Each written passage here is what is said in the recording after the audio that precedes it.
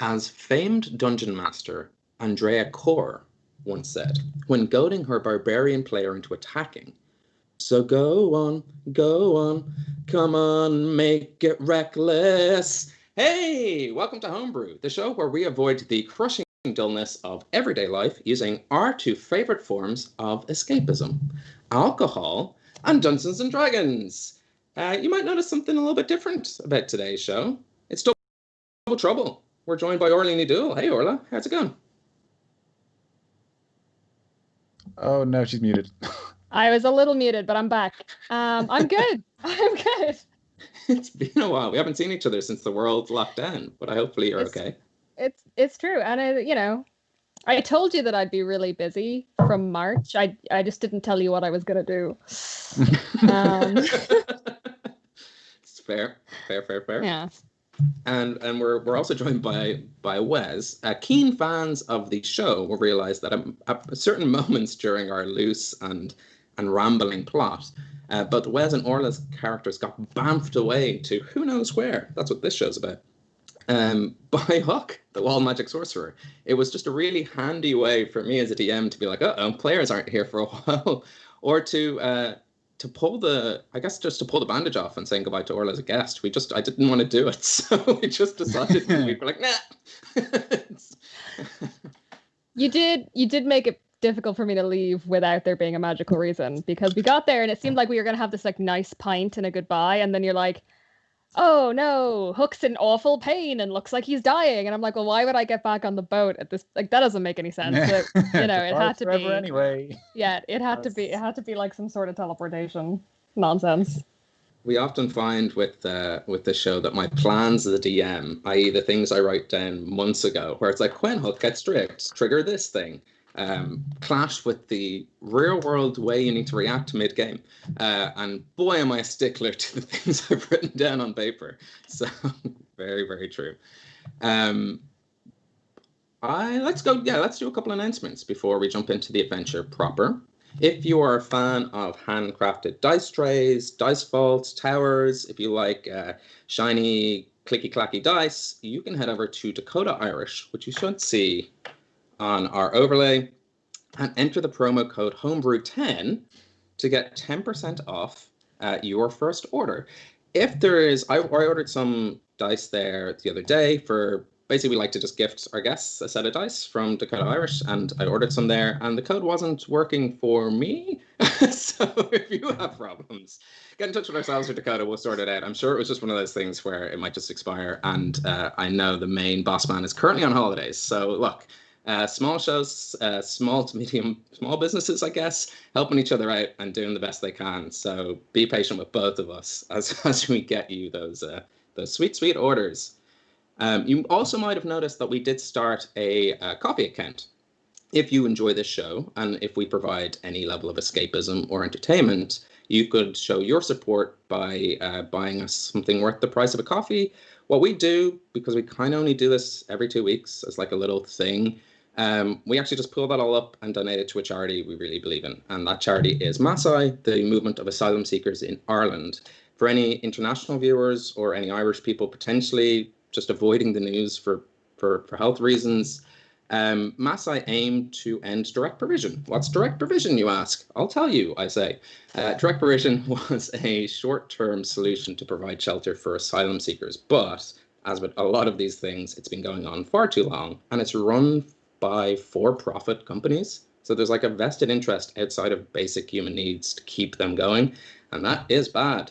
Maasai strive to end direct provision, be a voice for asylum seekers, and we want to help them and support them in that. And if you like this, you can help us help them, or just donate to them directly as well. There's also that option. If you're watching on demand, it's not just something live, but if you do donate live, you might see one of those cool little gadink-gadinks that pop up on the coffee notification. I always like doing it. It gives me that sweet internet buzz. I'm like, oh sweet, I exist. So it is it's a little nice fuzzy feeling. Right, that's enough of me. What are we drinking? Wes, what are you currently sipping on before we dive into the adventure? I am back on the White Hag. This very moment I'm sampling Hopstravaganza, which has a very colourful can, which took me heart I've got a few other white hags to go through this evening. They all look quite delicious. They're all new ones to me. Oh, nice. You might have noticed, if you follow us on social media at Homebrew Quest, you might have noticed on Twitter, Hopstravaganza, that can that Wes is drinking, is part of their birthday celebrations. They do a big festival every year. And what I tried to do was drink all the beers that they sent out, and then also try to come up with a fantasy adventure based on them.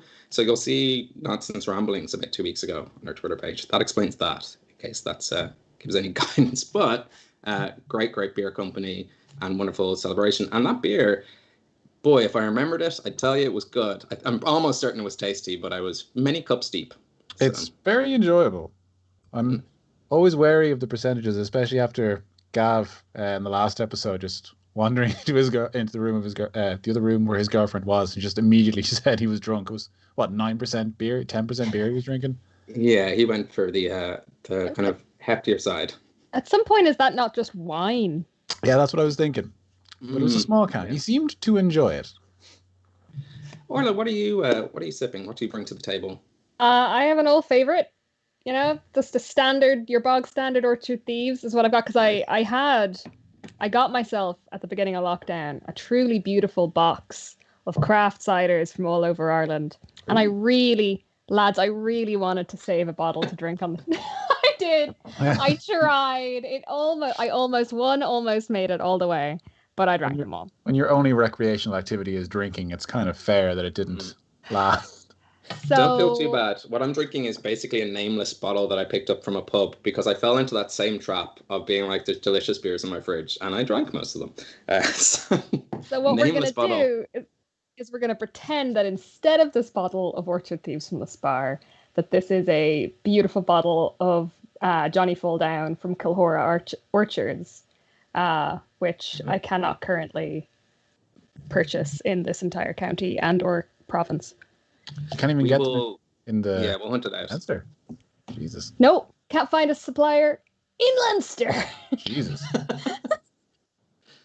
That is... it becomes a secret hunt. I guess if you're watching live, the scavenger hunt begins. No, I really like their cider, but it's a classic Munster thing. They don't think they need to leave Munster. You know what I mean? They're just like, we'll just sell to people in Tipperary and Cork, and like, what can the rest of the county do? Just like, go wait, is what they can do, apparently. Yeah. Go down a well.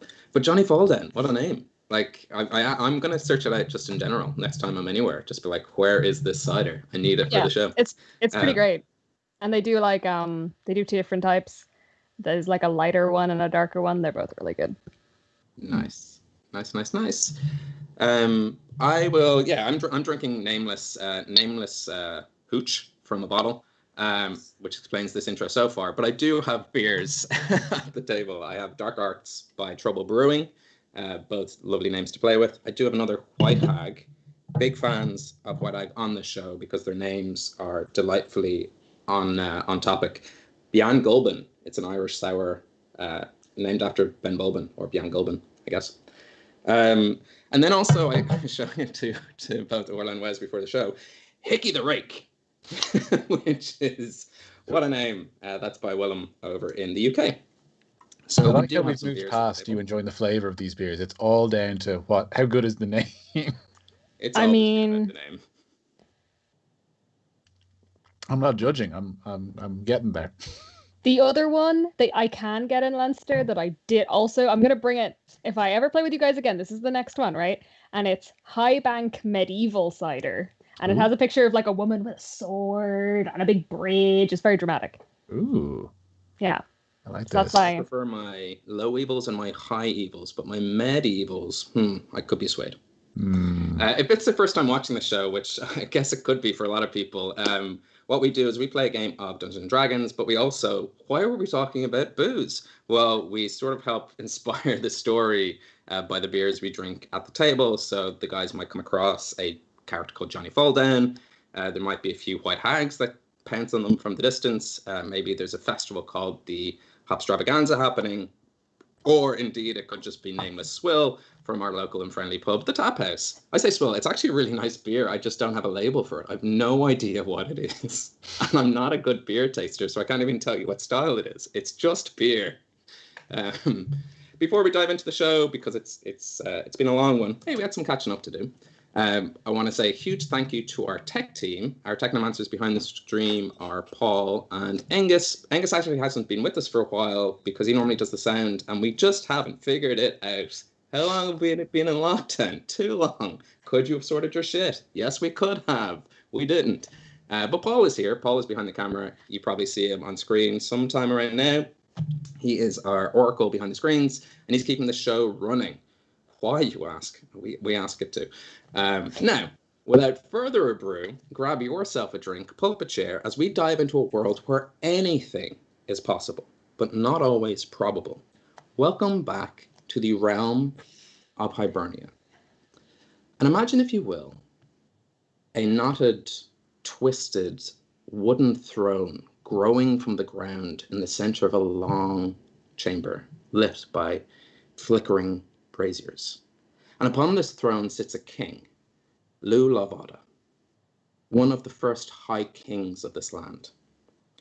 And we see them, and all of a sudden time begins to move rapidly around them. We see audiences come before the king. We see decisions both gentle and brutal. We see the acceptance of the migrating elves and the passing of responsibility from one ruler down to the next, each chosen by Leah Fall, the Stone of Destiny, a solid hunk of rock protruding from the ground a short distance from the seat of the High Kings and Queens. And if you do look it up, yeah, it's very phallic. It's just a giant dick in the ground, and that's how we chose our rulers. Hey, ancient Ireland, am I right? Big giant dick shouted at them. You're the king. That's how big giant dick. I shall now dub thee by tapping either shoulder. Actually, that's actually no, thank you. I'll just do it myself. We see hopefuls lining up, stepping up to the stone, wishing it will sing in celebration and coronation, naming them the rightful heir. But this only lasts a short few generations, as the world begins to shrink and hide away from the corruptions of the Black Hand. All efforts to keep the land united fall to decay, and for a while, no ruler at all is chosen. The path to the stone becomes too treacherous. It's filled with perils beyond your wildest fears. That is until an old elf, there in the times of Lou, who has seen the passing of kings and queens, sets out for the stone in search of wisdom, in search of the answers needed to save his people far off in a darkened land from the scourge that sent them eastward all those generations ago. This elf, he did not expect a coronation, for he is not of this land. Only the guidance, it is said, that Leah Fall will offer its chosen. And yet, months after grueling travel, stepping up to the stone raised on a platform atop a large hill, it begins to glow. Ripples of golden energy spark through the cracks and crannies made over time, and just as every ruler before him, he was given a choice. The wisdom, the patience, the leadership qualities of all those who ruled before them. And in return, when he passes from this world, he would join this cycle and offer his learnings to those next in line. But that was then.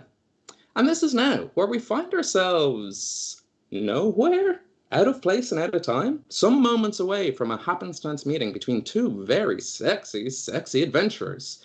This is normally where we do a recap, but both time and space has separated us. We could do a double recap, moments before each of your bamfenings, should you wish. Yes, the bamfenings. The bamfenings. Caoil, we last left you on the docks of Drake. Just fill the audience in on what happened there.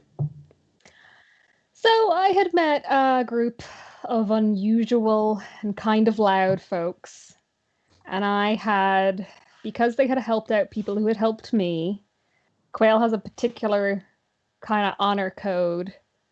So she decided that she would give them a ride to Drake, since this seemed to be the main problem that they had at that moment in time, and she had a fast boat. So, it seemed like a pretty simple operation. How complicated could giving people, like, it's basically a 2-day sail or a 3-day sail or whatever. Like, simple, right? Easy way to pay them back for all the work they'd done for the town.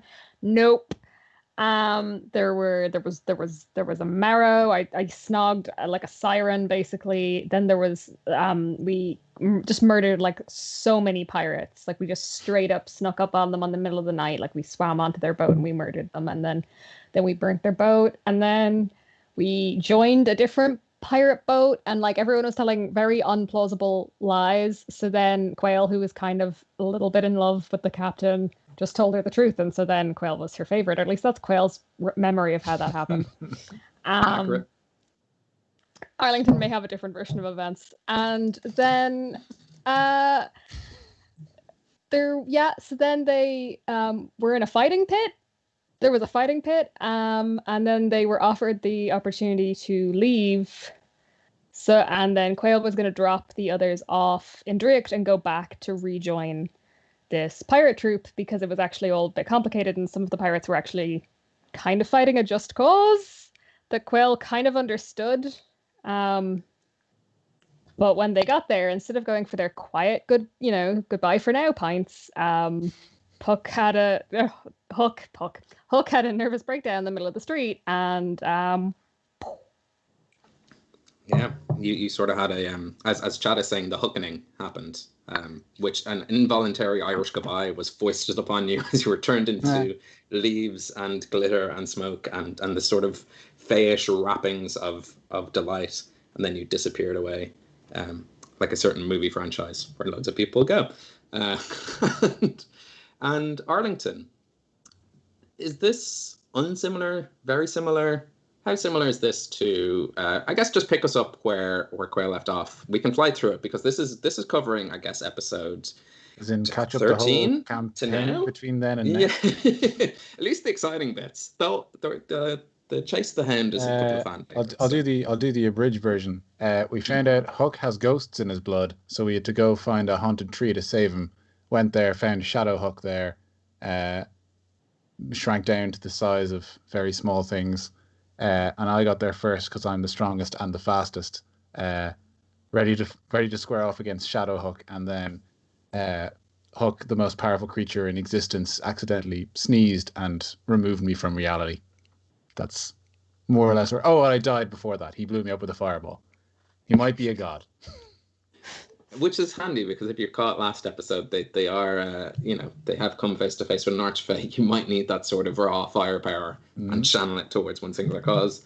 Maybe you won't. Who knows? It's not me. I'm the DM. He's small. Make like a wrist-mounted halfling. The channeling is the problem. Yeah, it's the problem.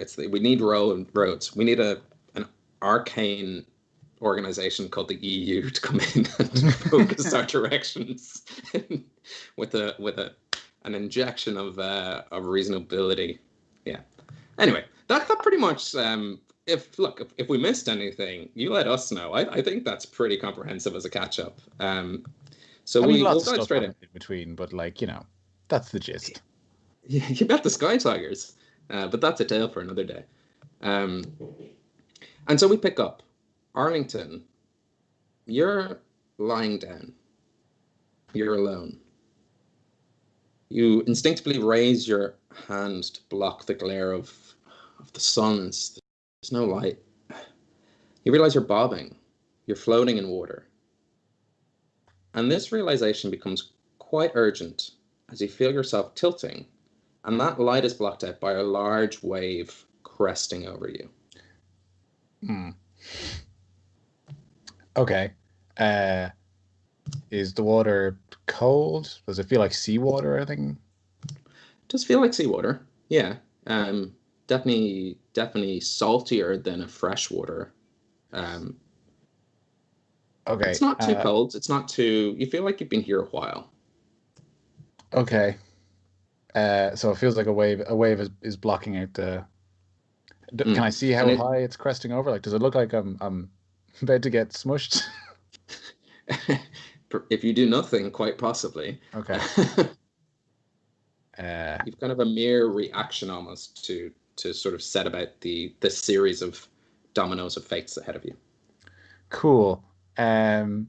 Shit. I guess swimming up the wave is probably a bad idea. Just get slammed back down. This is one of my personal fears. I have no idea what I'm supposed to do in this. So as this wave crashes over, we'll say for the sense of narrative flavor, it does get so close to pushing you down, and it's in this moment where you're kind of submerged underwater, that you can sort of orientate yourself. Yeah, I'd say Arlington would freeze in a panic and not actually know what to do. So that makes sense. He probably wouldn't, because he's not an aquatic creature. Quite the opposite. He's a bugbear. Yeah. Yeah, this wave crashes into you and it plunges you quite deep down.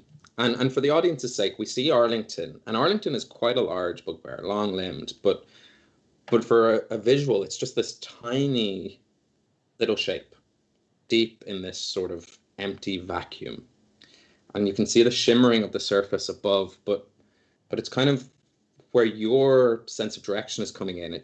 That shimmering surface is just moving around you. You're not really too sure about which way to swim. Okay. Can I see under the water, or is it very dark? No, you can see surprisingly well, actually. I'm going to exhale a little bit of air, just like, and try and see what direction the bubbles go, and follow that. Very clever. Roll a straight intelligence check. No, wait, survival makes sense. Survival. You're surviving a situation, which you have advantage because you carry the Lair Skull Axe. Okay, I'll take that. Yeah.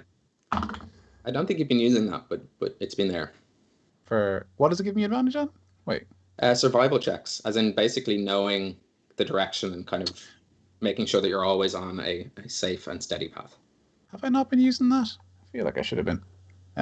Cool. I feel like that nasty hook keeps jumping in with his fiend knowledge and stealing the survival checks. That's very. Now that he's not here, we can call him a nasty, filthy hook. Things. Didn't help hugely. I got a 10 with advantage. It's hard because this is quite a singular experience. It's like your air bubbles don't know which direction to go. You've never seen them sort of go off in all these different places. And out of curiosity, what is your intelligence score? I have a +0. So, but what's the base? What's the base score? Oh, it's 10. 10. Oh, great. So your movement is 30 feet in this place. Okay, that's an interesting correlation. Yeah. You have, what's your con modifier? Just so I know how long you can breathe underwater. Modifier is +2. So you can breathe for 3 minutes underwater. So quite a long time. Cool. I think 1 plus your con modifier is the amount of minutes you can breathe underwater. So you have a moment to sort of figure out what to do next. Okay, sorry. Can you describe what was that rotating light thing, or was that just what I can kind of see because I'm spinning, or does it look like there's like a boat or a creature or something above that's got light around it? It's because it's hard to decide where the surface is. Okay. But in that brief moment, you do get the feeling that you have a choice. Okay. A choice of direction, or? Yeah, you get to pick where the surface is. I don't follow. So you're saying my choice is like which direction to start swimming in, like? Yes, or it's a little bit confusing in that the confusion you're experiencing as a player is probably the confusion Arlington's experiencing as a character in this moment, in that there is no sense of direction here. There's no sense of gravity. There's no sense of sort of a physical constraint on wherever you are. Okay. Okay. I have a small bit of rope in my... Oh, no, I probably don't have time for that. No, I don't have time for that. Okay, I'm going to let go of my trick axe, not the Lair Skull axe, my mundane regular one. Mm-hmm. Just kind of like try and keep it within my hand while I let go, to see what direction it kind of falls, or does it move kind of haphazardly, or does it move in a specific direction, or? Yeah, you're making you're making a decision in the same way that when you flick a coin up to decide heads or tails, while it's midair, you kind of know what you want. You know what the result it is, and in that moment, as the axe sort of decides which way to fall, it then suddenly begins to fall to the right, and you know that the surface is to your left. So does it feel like it's floating for a second and then choosing a direction, or does it feel like it's slowly moving it, like, you know what I mean? As in, like, almost like gravity was deciding rather than it just taking a while to affect it? Almost as if gravity was deciding. Okay. then yeah, I'll grab the trick axe back and I'll swim the exact opposite direction to that. Nice. You weren't pushed too far underwater by that gigantic wave. And as you break the surface and you begin to look all around you, it is just an endless sea. You are just in the middle of absolutely nowhere. And is it calm now, or is it still kind of stormy? Or well, interestingly enough, as you have that thought, and almost as if your barbarian sort of instincts kick in, you know there's a wave coming up again behind you. And at that moment in time, we'll cut to Caoil. Caoil, you've been here for some time. How long is hard to pinpoint, as you've yet to feel sort of the pangs of hunger or thirst or even sleep. Everything here is just relentlessly similar. For the audience's sake and for myself, physically or aesthetically speaking, or just in general, has anything changed about Caoil since the last time we met? I mean, probably not really. Caoil was always a bit bare bones. She was and really kind of thin and gaunt looking at the best of times. So she's probably just wearing the same like sleeveless tunic. Got her plaits, put my plaits in special. And that's, probably damper, because she's not in her boat and so her fur's all damp. But, but other than that, no, probably. Pissed off.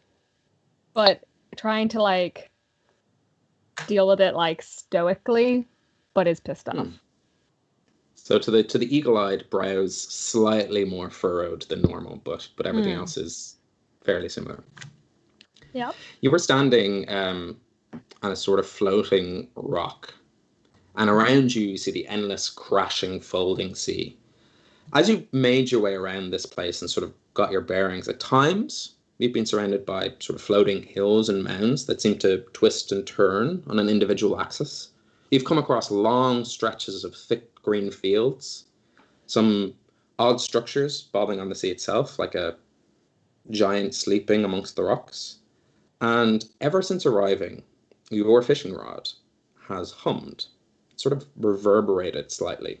And it's that sort of very slight shake. You didn't even notice it at first. It's like when you trace a finger across some skin and get a kind of slight like I don't know if you know that sensation, but it's that kind of very slight shake. And around that same time, when you first noticed it, you started to feel like you were being followed by something below in the sea.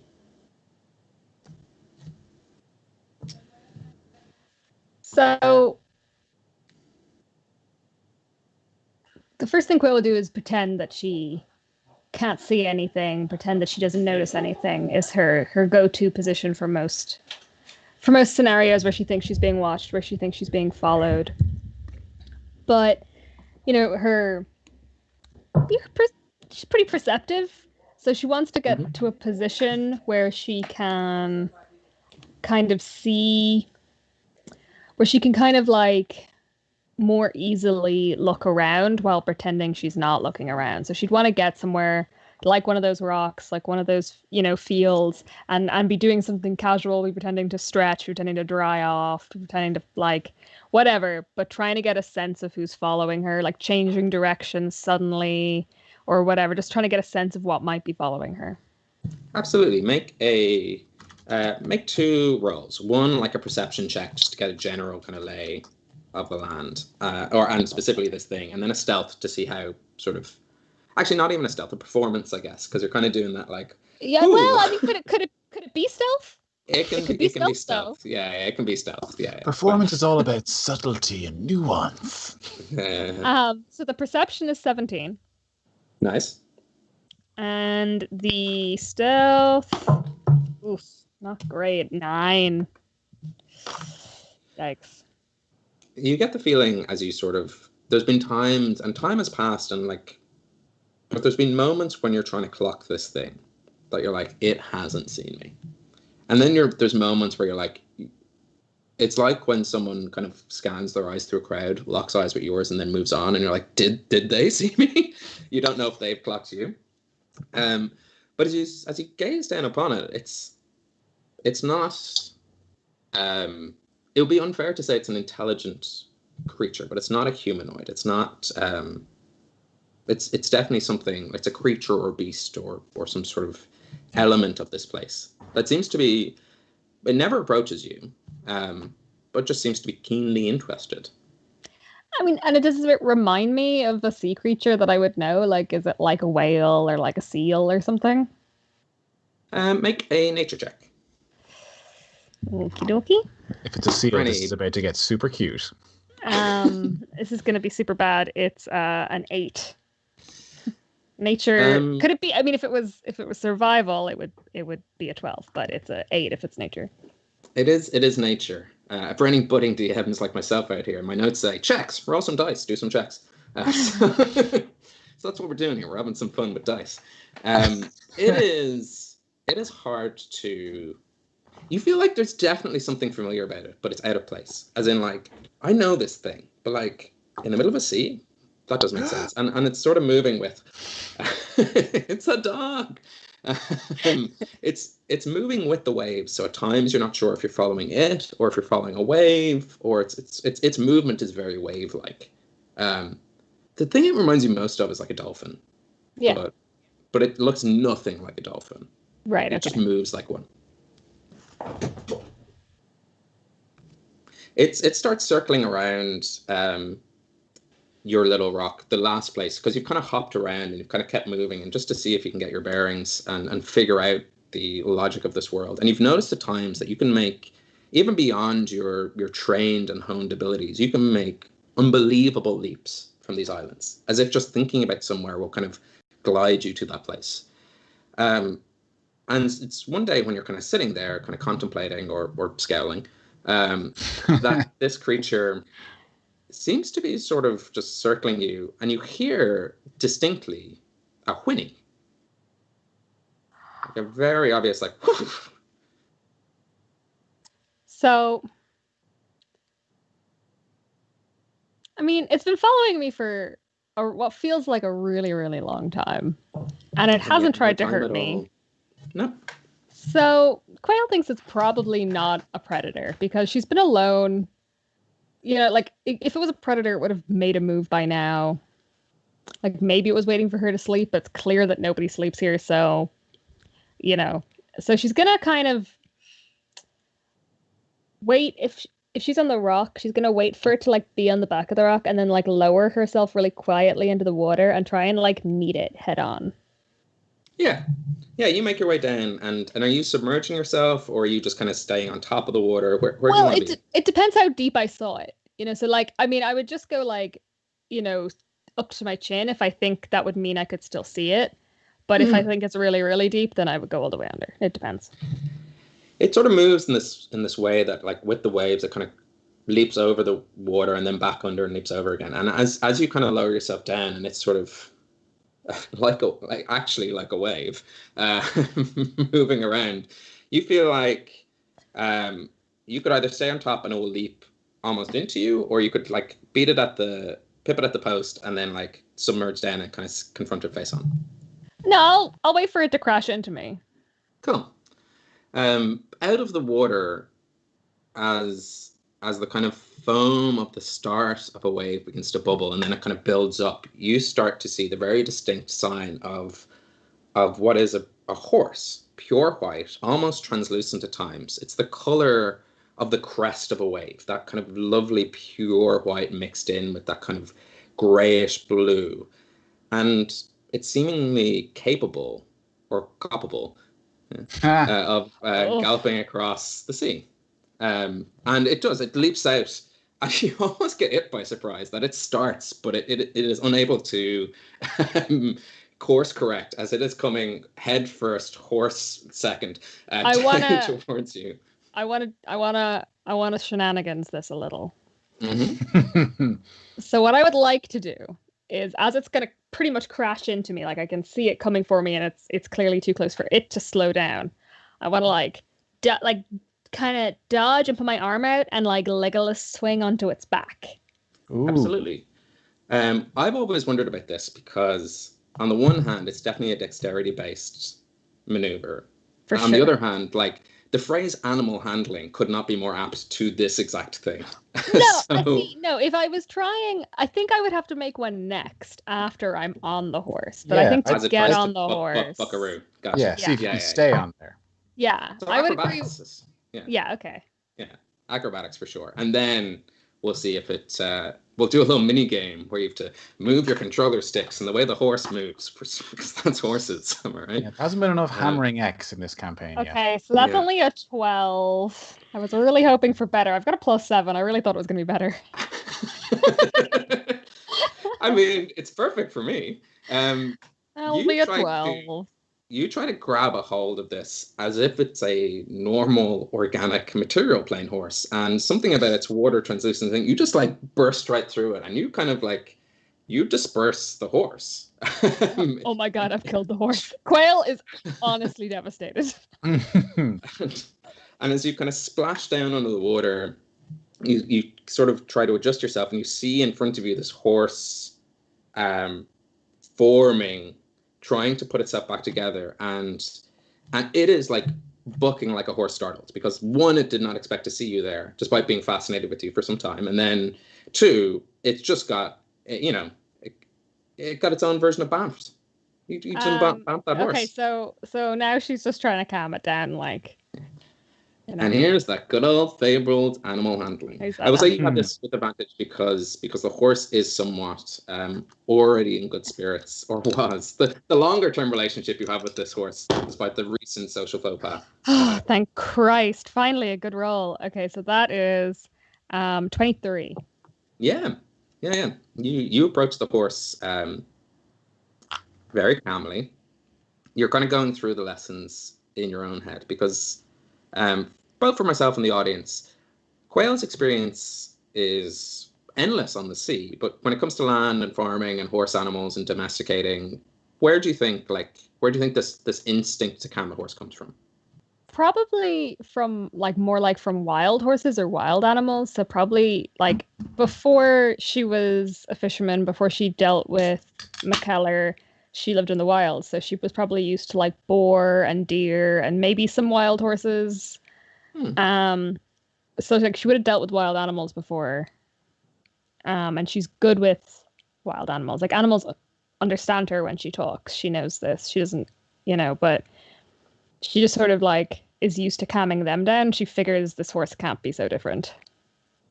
It is a good instinct, and it's your knowledge or experience with kind of the wilder creatures of Hibernia, and even your patience as a monk, that like someone else who mightn't be as green as you are in the situation might move accidentally at the last point to and startle the horse, like one of those wire games where you think you're at the end and then you just miss it, but you keep your patience and you keep your steady hand and you reach out and the horse kind of dips its head and you get to give it a little scratch. Yeah, I'll scratch its nose. Back to Arlington, you burst through the surface of the sea for what seems like the Xth time, as in you don't know how many times it has just crashed you down. You've had to do this axe trick and you get really good at it. You're like, down, axe, up. How does this world work? Down, axe, up.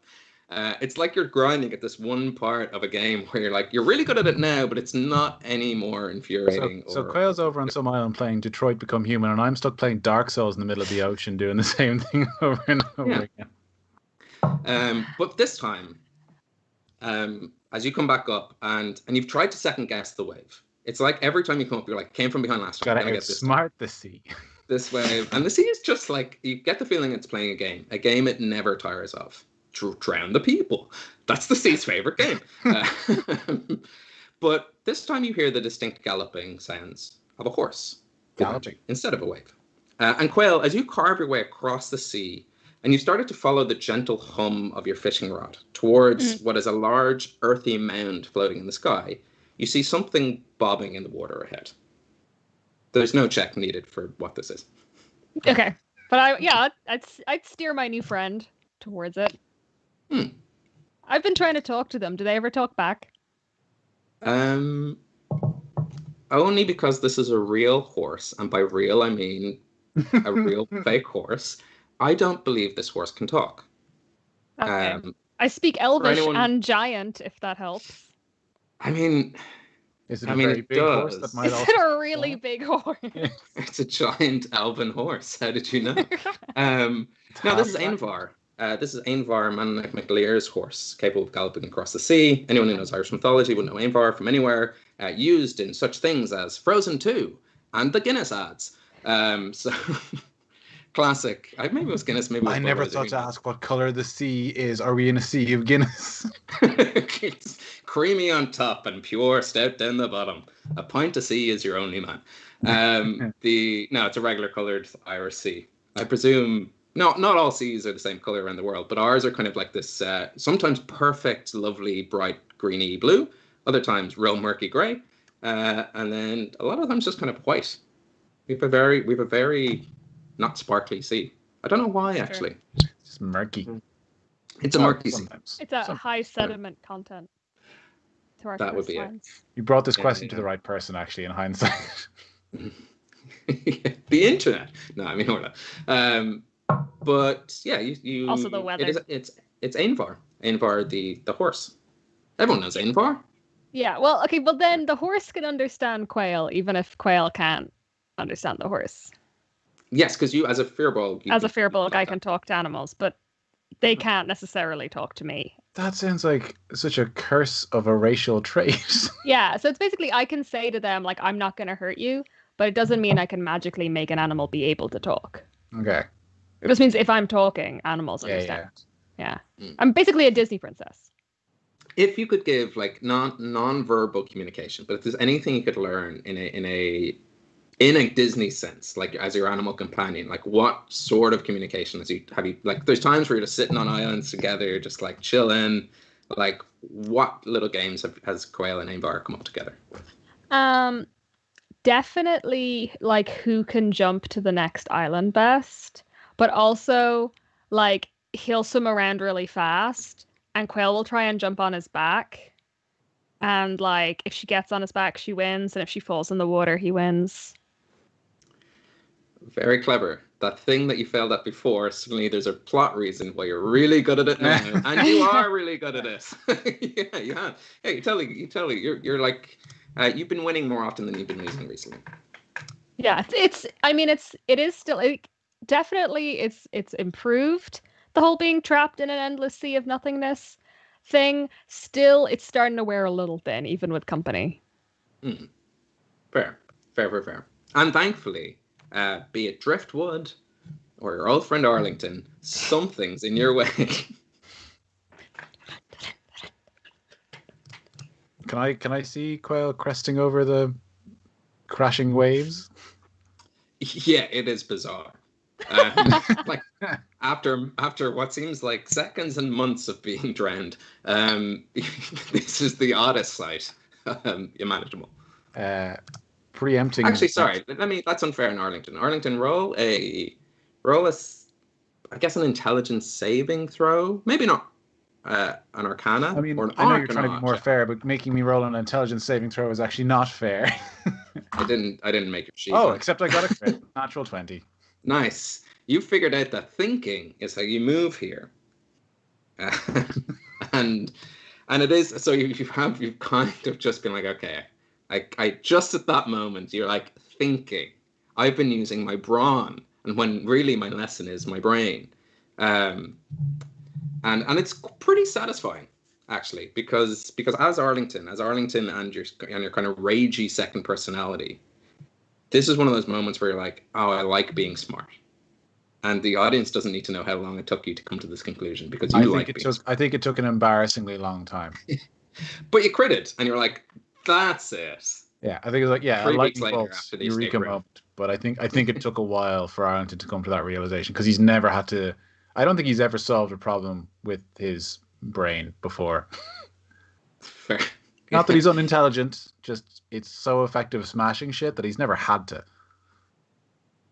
Is there anything that might trigger that thought for Arlington?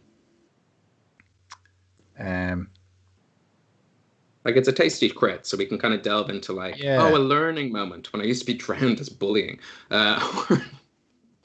Okay. So I think I think Arlington accidentally used the layer skull axe to find where he was going, and it actually got away from him.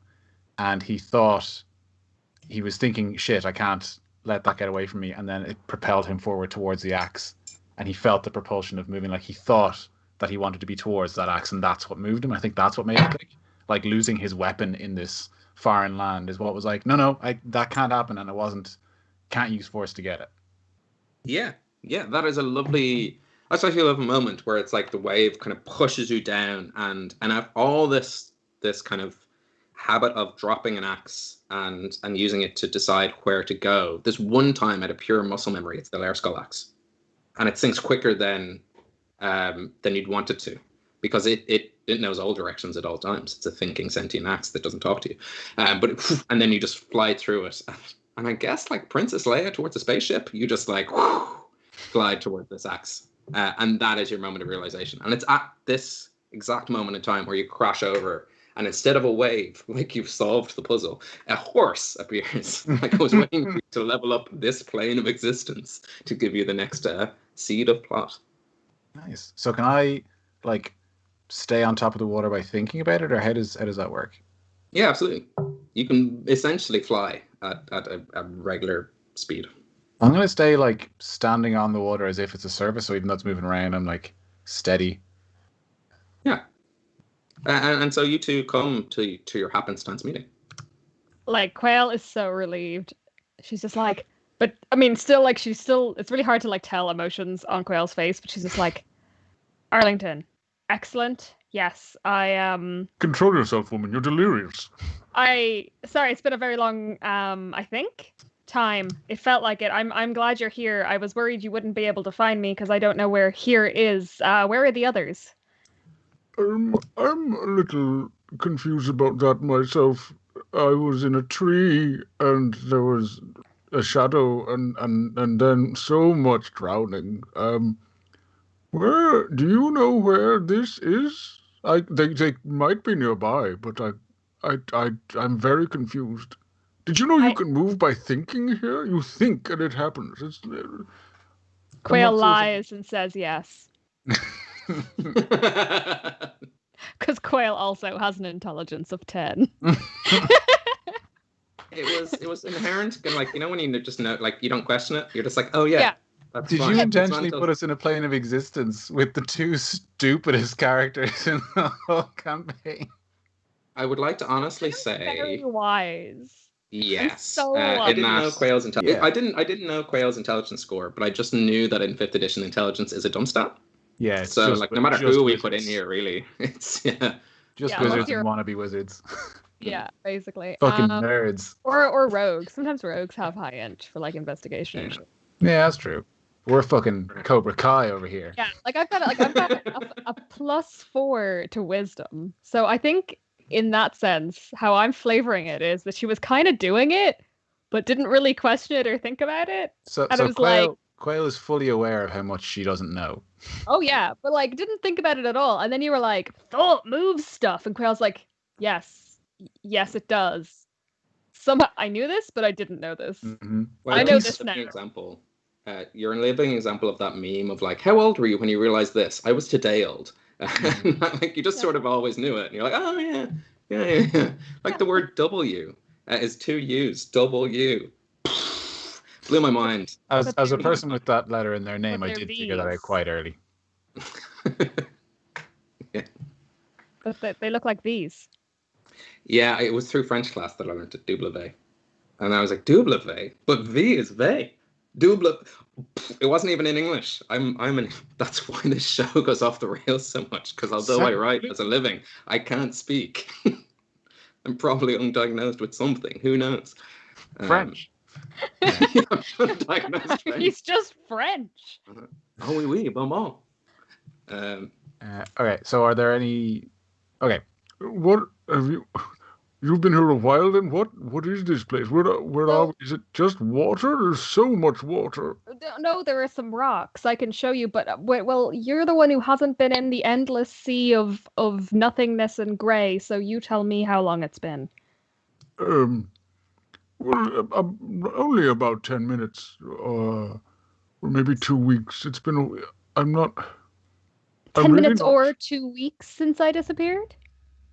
No, you've been a year? It's not. No. What? Maybe a month. It's hard. Okay, Arlington, I'm gonna need you to focus. Yes. I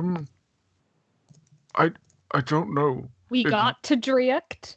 Hook was hurt. Is Hook okay? Oh yes, he's quite all right. He's become a lot stronger. I think he's why we're here. Yeah, I did get that impression. Yes, the last thing I remember is feeling.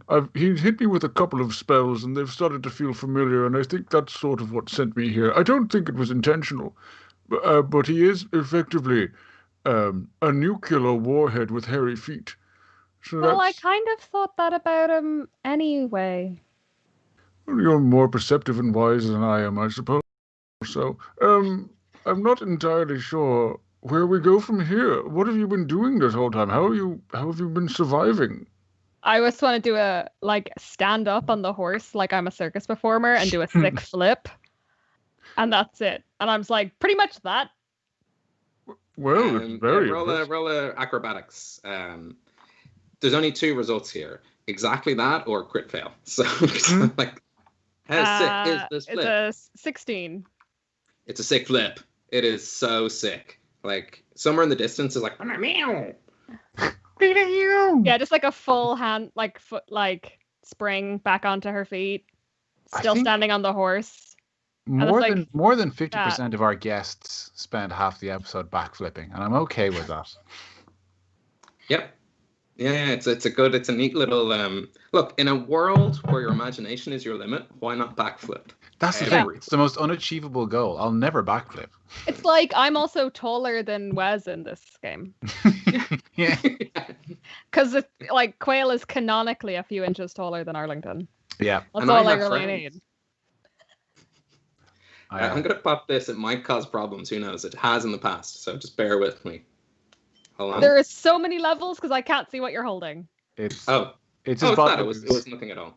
It was my bottle of Irish Heather Sour Ale by White Hag, the Ban Gulliban, which I like because it almost has my name in it. Oh, nice. Okay. It's definitely been hard to figure out how long you've been here.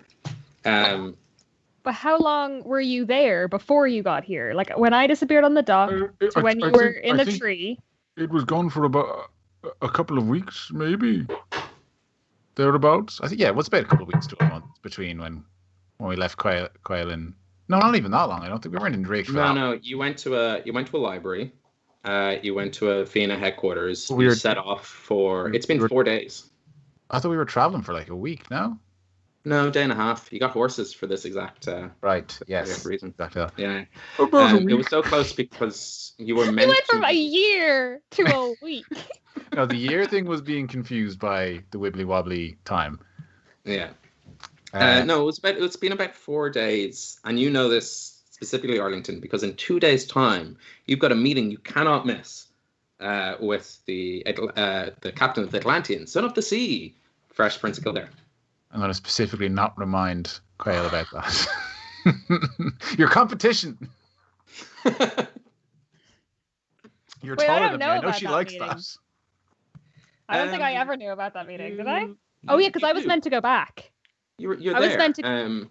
Yeah. You were there in the dinner scene. Yeah.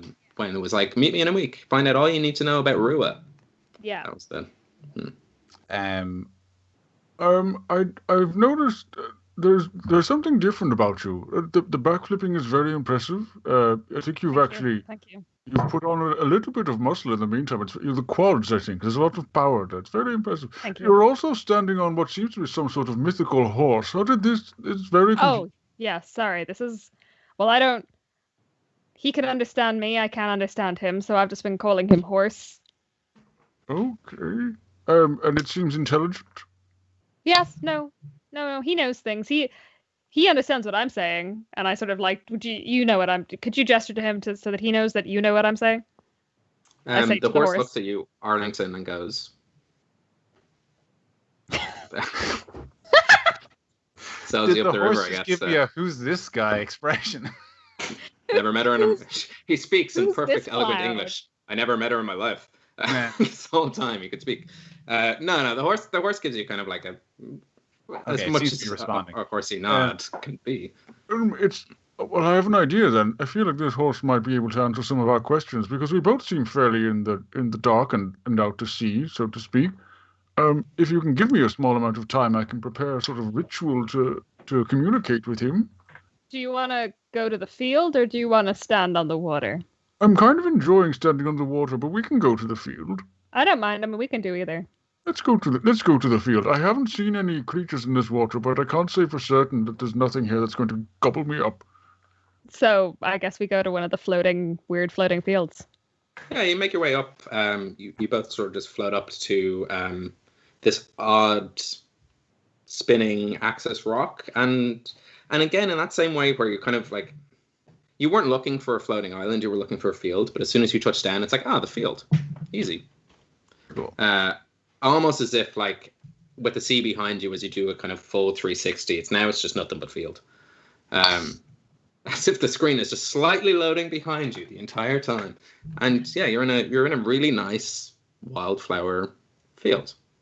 It's just like this sometimes. Don't worry about it.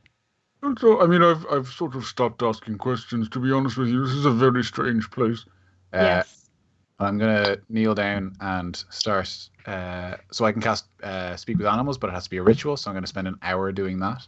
And I just basically start, like, spreading body paint and, like, markings on my arms and my face, sort of a tribal sort of look, just as I was taught when I was a young bugbear. Here's the fun thing about this place. Yeah, it happens. An hour feels like seconds. Seconds feel like hours. I didn't want to be the one to suggest all... that. That's wonderful news.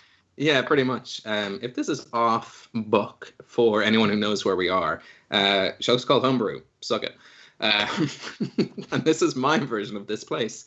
It's way nicer and less bland. You don't have the vortexes of things that explode at us. That's true. Stop giving him murder ideas. Sorry. There's no psychic winds, just psychic waves.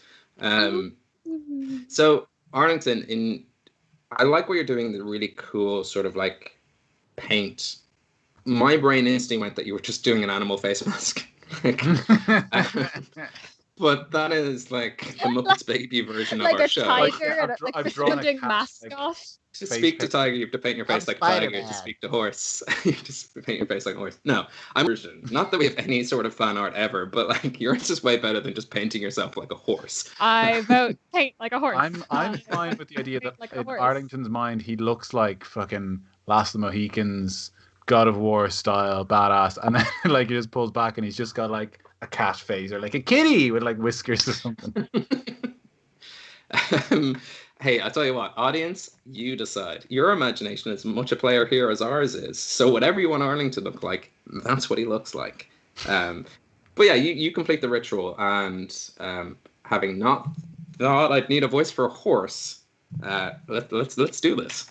Ooh, nice. Haven't put Ben on the spot in a while. Okay, I'm going to speak to the horse now. Okay. What are you good horse there now? How are you? Are you well? My horse is a bit rusty. Are you well there? Are you a good horse? Where are we?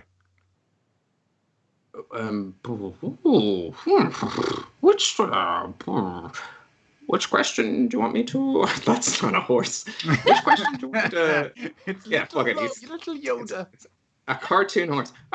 Which question do you want me to answer there? How am I? You mustn't go into the woods alone at night. What do the horses sound like when they formed a union? They were pretty gruff. They were like, which question do you want me to answer there? Where are we or how am I? Can I get a little more information on the fact that he's joined a union? There was a horsey union. When everyone was gone, in the sense that when they were in the Pixie Village, they looked after the horses so well, they questioned whether they should be in the servitude of man at all. And me as the DM said, nay, find your free fields. But yeah, they were not that all horses sound the same. Okay, but my voice is a horsey voice. Hey.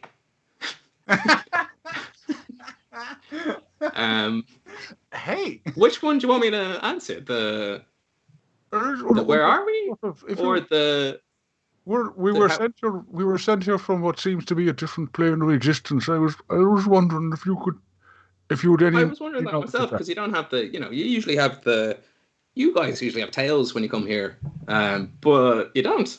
That's mad. What do you, as in sort of people that look like us? Yeah, anyone who's not like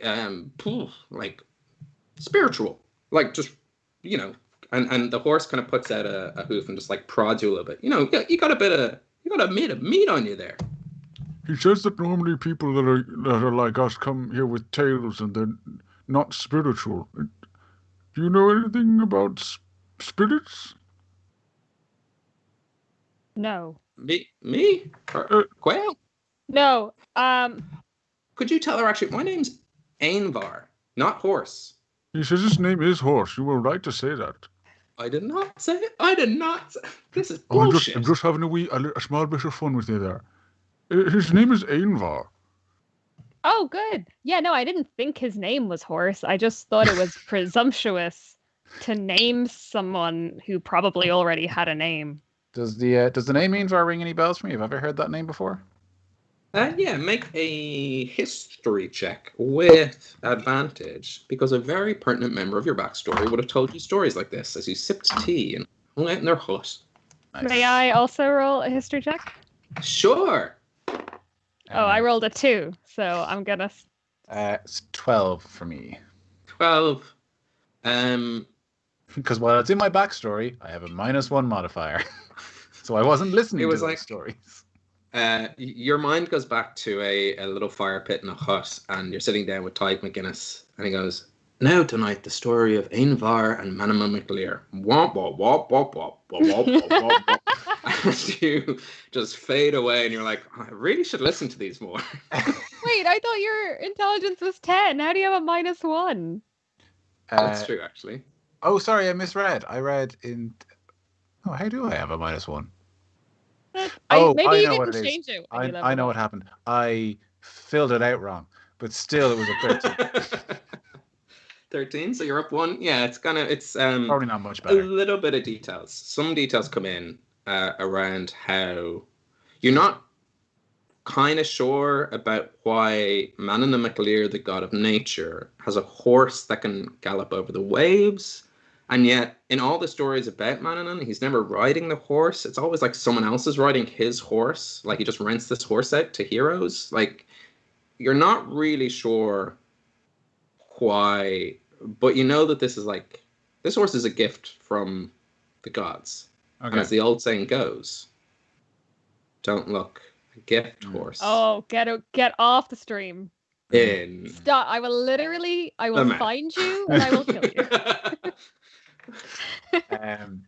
Okay, then one final question I have for you, Nunien Master, is Arlington aware of ideas like the material plane and stuff? Like, I don't want to start asking questions that I, as a player, would know, like there are multiple planes or whatever, or even I don't know your game or whatever.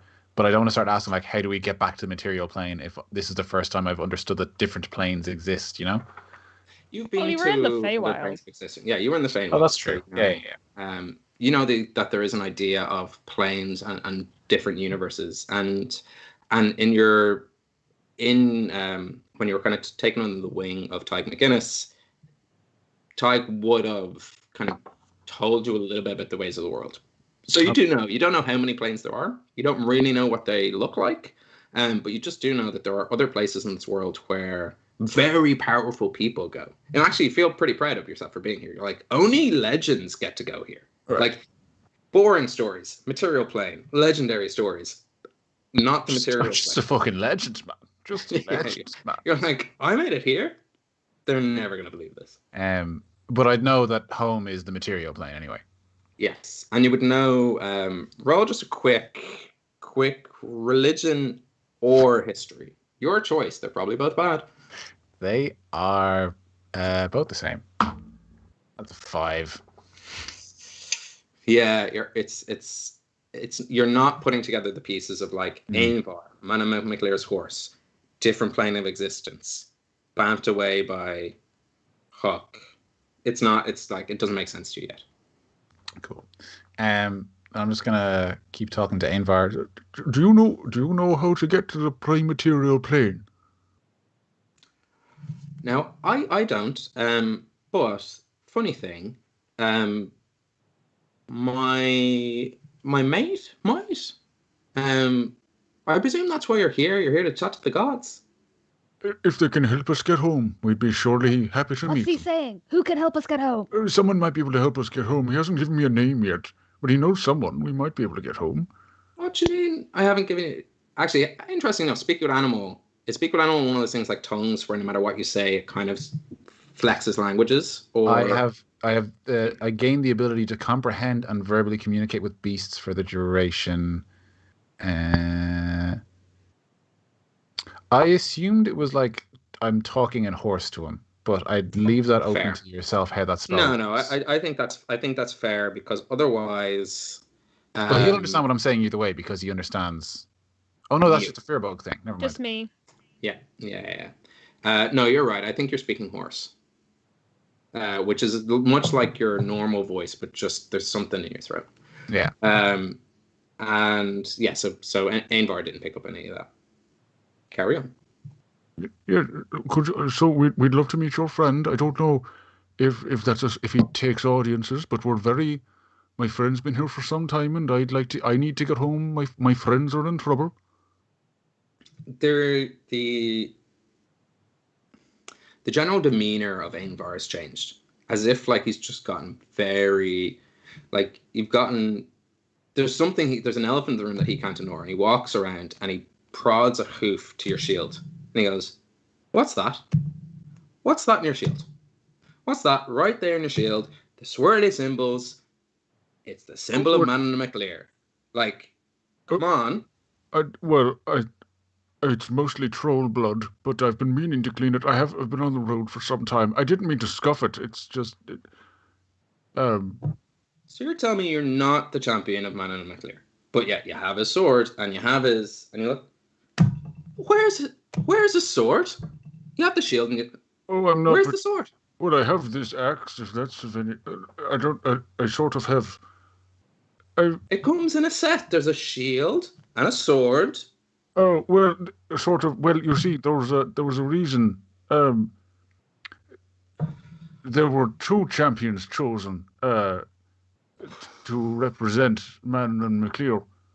And we got separated. As I must return to the other champion, or our realm will be in great danger. Hmm. Are you familiar with Rian, the swashbuckler of the high seas? He wields the sword of Manon and McLear. It's just sort of bureaucratic things right now at this stage, Quail. We'll be on our way very shortly. Okay, but like, why is he poking your shield? What's happening? I think he's hungry. I'm not entirely sure. Well, he can still understand me, so Quail's like, what's happening? He thinks something about a chat. He knows what the symbol in this shield is, and I'll be honest, I'm not entirely 100% sure. So I figure we can just play along. You never told me there was anything wrong with your shield. What's wrong with your shield? There's nothing wrong with it. It's wonderful. It's truly, but I think it's important. Very important to this horse, apparently. Okay, I mean that's interesting to know. That would have been good information, maybe before you. Carry on. Tell you what, will I just bring you to Manon? Because like I'm getting a bit like you can both talk to me, Quail can talk to me, I can talk to you. It's like this is exhausting. It's like it is exhausting. Well, I've been drowning for quite some time, so I empathize with the fatigue. We'd be very, very it's hard to speak horse. This only lasts for 10 minutes. We'd be very happy to meet your mate, your friend Manon, if you could bring us to him. Please. Yeah, I mean, it's kind of why I was sent here in the first place. I've just been trying to just every day, who can get to the island better every day? Who can swing on my back? And I'm like, this direction, please. Oh, look, I'll tell you what. You don't sell me out when we get there. I don't sell you out for not knowing whose shield you're carrying, huh? And I'll come up with some excuse, like you dropped it in the sea, about his very precious sword. Well, in that case, is there anything I should know before I meet this man? God of nature. Yeah.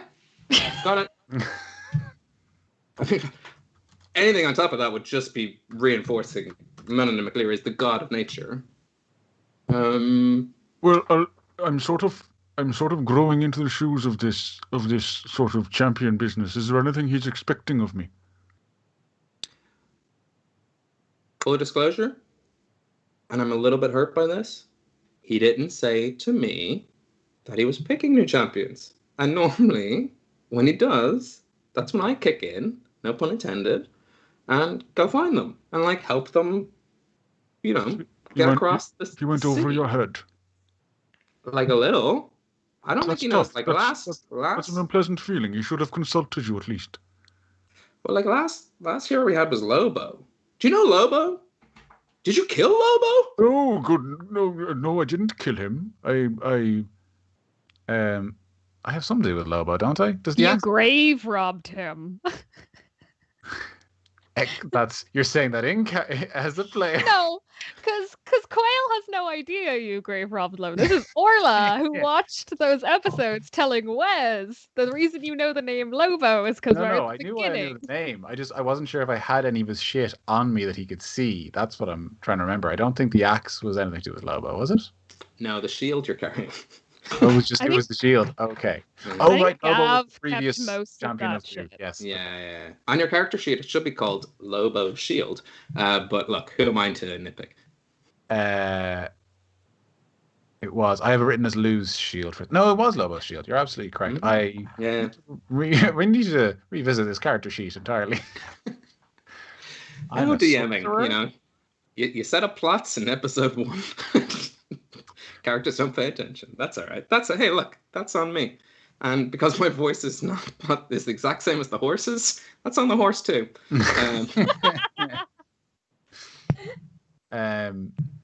Stuff you should know before you meet him. Loves fighting. Loves, territorial stuff. Just staking your claim places. Loves, well, probably like you both. You're not like smooth skinned like normal heroes. So probably be fond of that. Anything else? I think that's about it. Like, I don't think there's anything else you need to know before you meet him. That's already hugely helpful. Very appreciated. His friend he's bringing us to, he appreciates fighting and people being territorial and staking a claim to what they own. I think we'll be all right. I don't really own anything except for a boat, and I'm currently in a different plane of existence from that boat, which is basically my entire life. But you're very proud of your boat. Yeah. I'd say that counts. It's fine. Worst case scenario, just arm wrestle him. You'll be fine. Okay.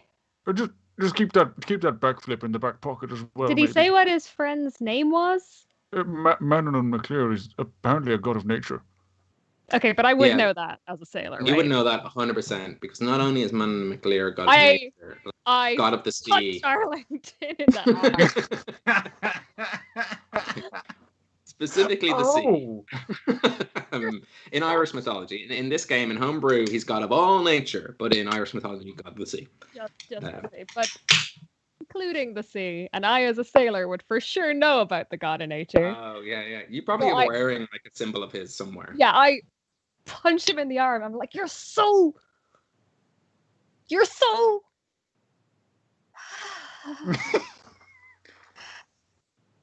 And make a quick attack. Not that it's going to have any lasting impact, but like make an attack roll. I'm fine with having a lasting impact. I have angered a sailor. Oh no, it's only like a 13. I rolled like shit. But it's not that you don't hit. It's just that you pull your punch. So you do make contact, but don't do any damage. My waterlogged fur protects me from your dense attacks.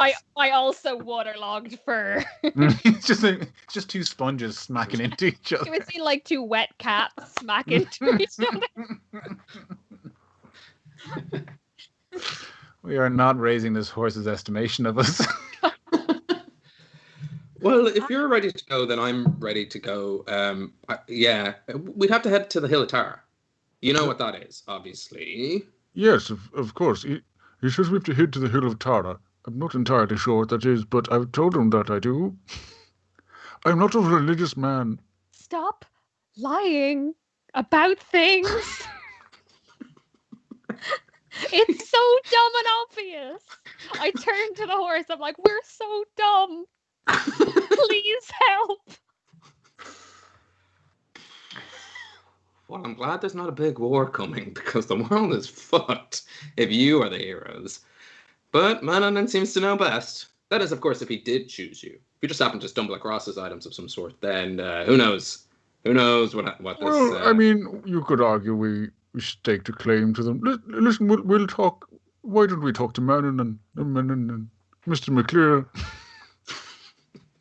Mr. McClure is very like Mr. McLean, which I do like for a side quest where you play Manon and McClure in the Nakatomi Plaza. Yeah, that's good. But another game for another session for maybe a convention. Hey, Gwyl the folklore.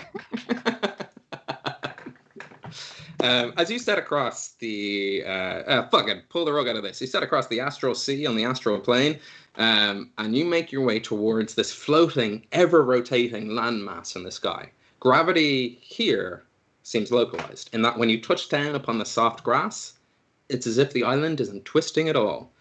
It is one ever-sloping hill, smaller bumps and raised areas kind of dotted around.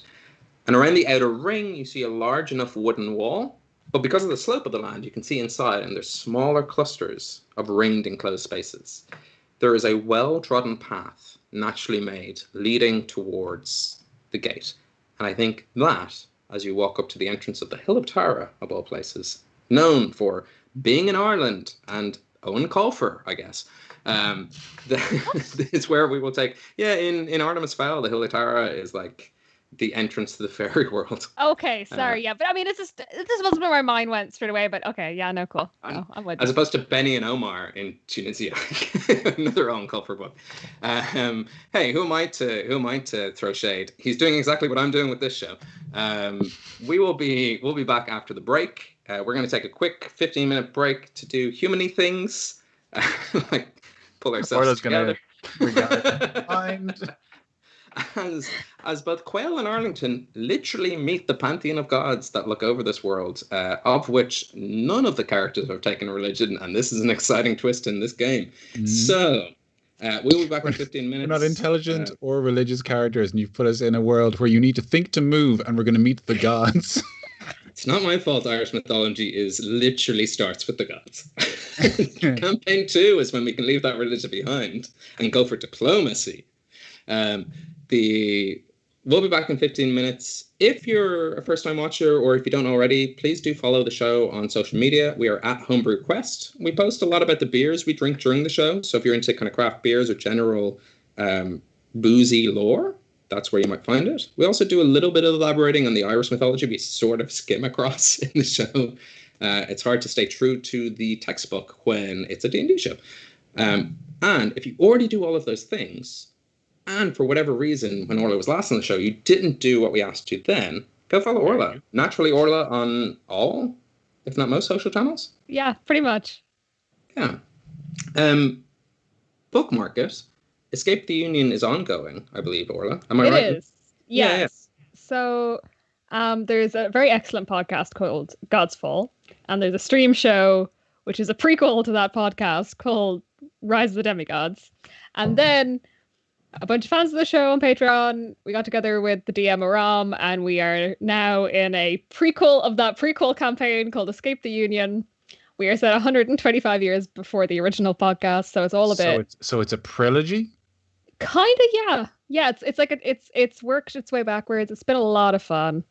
It's And unlike in this campaign where we all have to deal with the gods, in this context we all kind of are gods. We're all demigods. So we're a level 4 characters trying to fight gods. So we're all gonna die. But it's a lot of fun. No, it's incredible. It's honestly such a wonderful world. Like, I have source material. Aram doesn't, and it's amazing the world he builds. So as if you're a DM, definitely check up on anything under the God's Fall cinematic stream. I guess watch it all. Just binge it as much as you can. But specifically, no, you go. I was just gonna say that the only real world source material in a lot of ways that Aram uses, that his map for God's Fall, the main like landmass is just Ireland, and everything else is these scattered islands off to the east. So it's just the map if like Ireland existed and Britain exploded. Yeah. And I was like, can you imagine if like this show or Dublin and Dragons tried to do that? Like, how much shit would we get if we were running a show where we blew up Britain? Yeah, we did joke that our creation story for both Dublin and Dragons and Homebrew was, well, the Big Bang is Britain exploded. And but funny enough, yeah, I loved seeing it. I was like, I know that little. I describe Ireland like a little bear, but I know other people have other shapes for it. I was like, I know that cute little bear. The Homebrew map I just freehand drew, but in hindsight, I was like, well, it's clear. Why didn't I just make it? Why didn't I just make it Ireland? Yeah, see, ours is just Ireland with a few extra mountains and more forests, and the Midlands are just one big marsh. So nothing changed, really. Pretty much, no. Like the Ireland we can all strive towards. Anyway, that was just some free bonus content. We will be back in 15 minutes. We will see you then. Grab some drinks, refill your cups, go to the bathroom if you need to, and we will see you in 15 minutes for the second half of the Astral Sea episode. Sometimes you don't have fantasy words for what is adventure, just real. Astral adventure. You got alliteration there and everything, man. Come on. Yeah. Astrals assemble. We'll be back in 15. Here we go.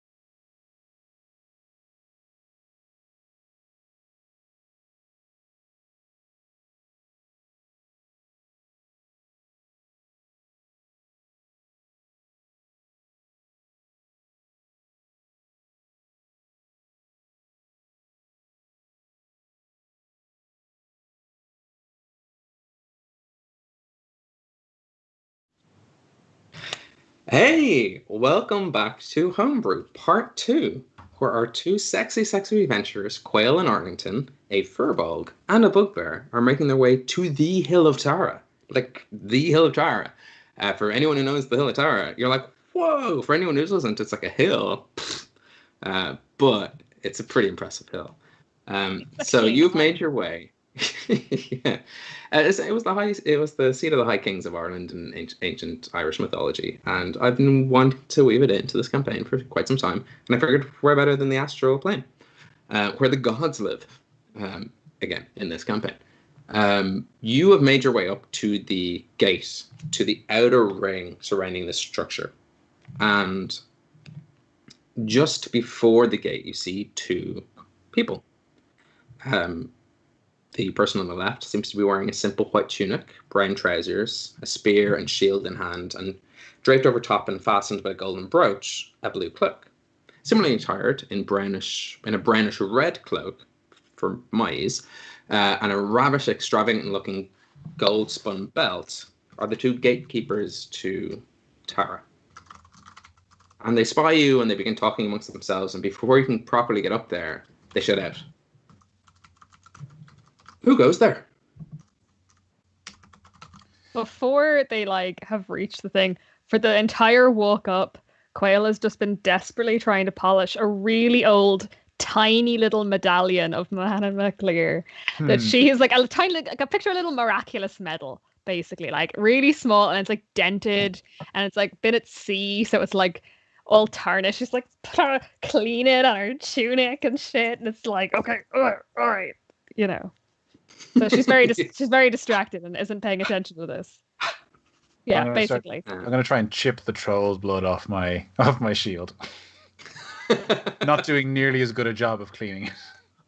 Well, there's a thing, and correct me if I'm wrong, Wes, our resident rules lawyer, but magical items, do they maintain sort of stains and stuff? There's a stuff about magical items, right? In real game rules, magical items don't need cleaning.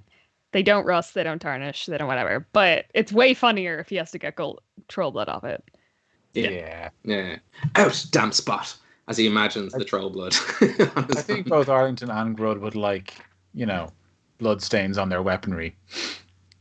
I think that's a lovely way to add to this general world, that the wielder informs the wear and tear of the item. So for someone who's a valiant paladin and looks like they don't shit themselves, it's always sparkling clean. But for us everyday people, yeah. Sorry, no, actually, Ben, I'm gonna have to stop you there. Can I just ask how your bar that delineated average people from a shiny paladin is that they weren't shitting themselves? I mean, they did not. I misspoke. They don't poop.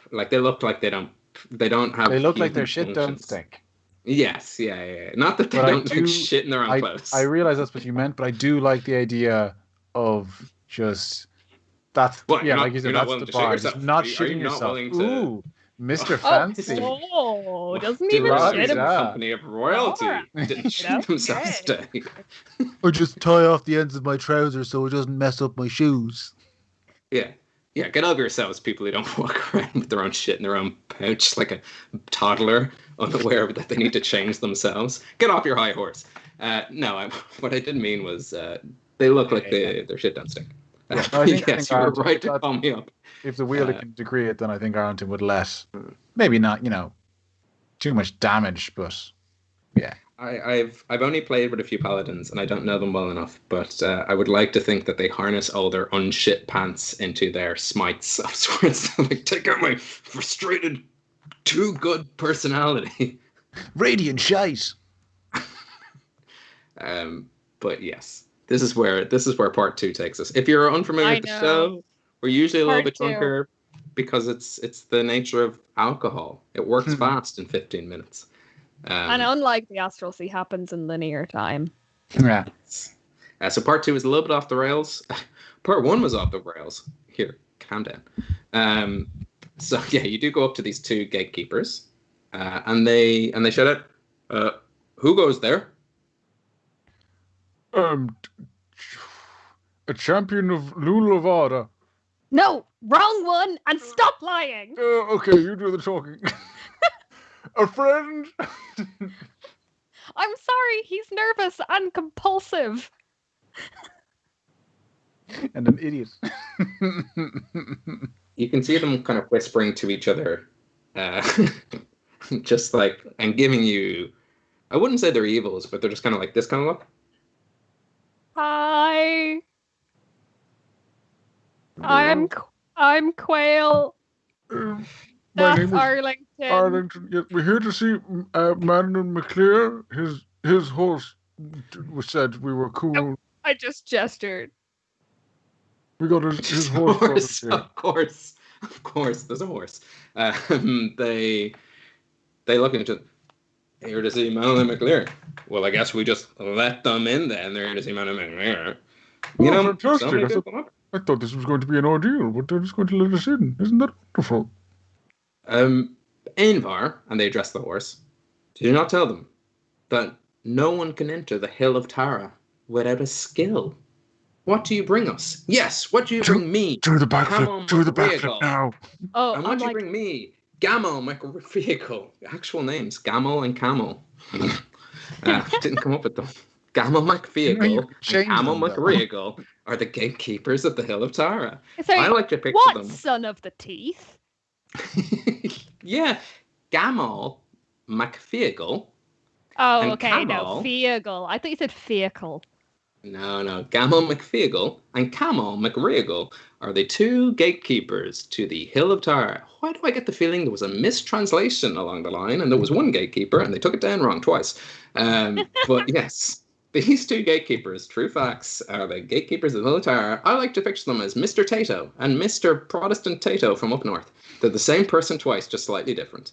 Or as those in the north say, Tato and the Free Stato. Very true. Yeah, very you got to hand it to him there. That's good shit. Yeah. No, they're identical guards and both can lie. But yeah, true Irish mythology. So, Caoil turns to Ainvar and is like, "I'm sorry. Can I just can I use your help here for a second?" And like climbs up onto Ainvar's back and is gonna try and do her. Well, and then like he kind of like walk forward a little bit, and while he's moving, she does her sick circus flip. Yeah, make an acrobatics check. Make it with advantage. You've been practicing for minutes, I have been practicing and/or this. years. Your whole existence in this realm has led to this moment. So good. That's a 25. Nice. That is very good. This is a moment, and it's a learning moment. Mark it down in your notes, dear viewers. I wrote down on yesterday, no matter what they do, claim there's already someone inside who can do it. But this is so unexpected that I don't think there's anyone inside this fort who can backflip on a horse. While it's moving, I don't think they're going to be like, should we 5 of them inside? That is impressive. And I immediately start applauding when she lands it. They're like, they almost go into their telecom script. There's no one inside who can backflip off a horse while it's moving. We never knew we had a need. And seeing it now, we have a need for this type of absolute banter inside this hill. Whoop, whoop. It is majestic. It is the best flip you've done so far. Nice. Gamel turns to Camel and goes, well, is that technically not partly the horse's skill? And he's like, shut up, Gamel. Get over it. We're letting them in. And so continues the trend of NPCs giving out to other NPCs in this show. They say DM tip. Let your NPCs address the players. My tip. Have them argue. Make them always a bickering couple. Let your players interrupt you. Or not. Just let it happen. Yeah. You're led by Camel and Gamel around this enclosure inside.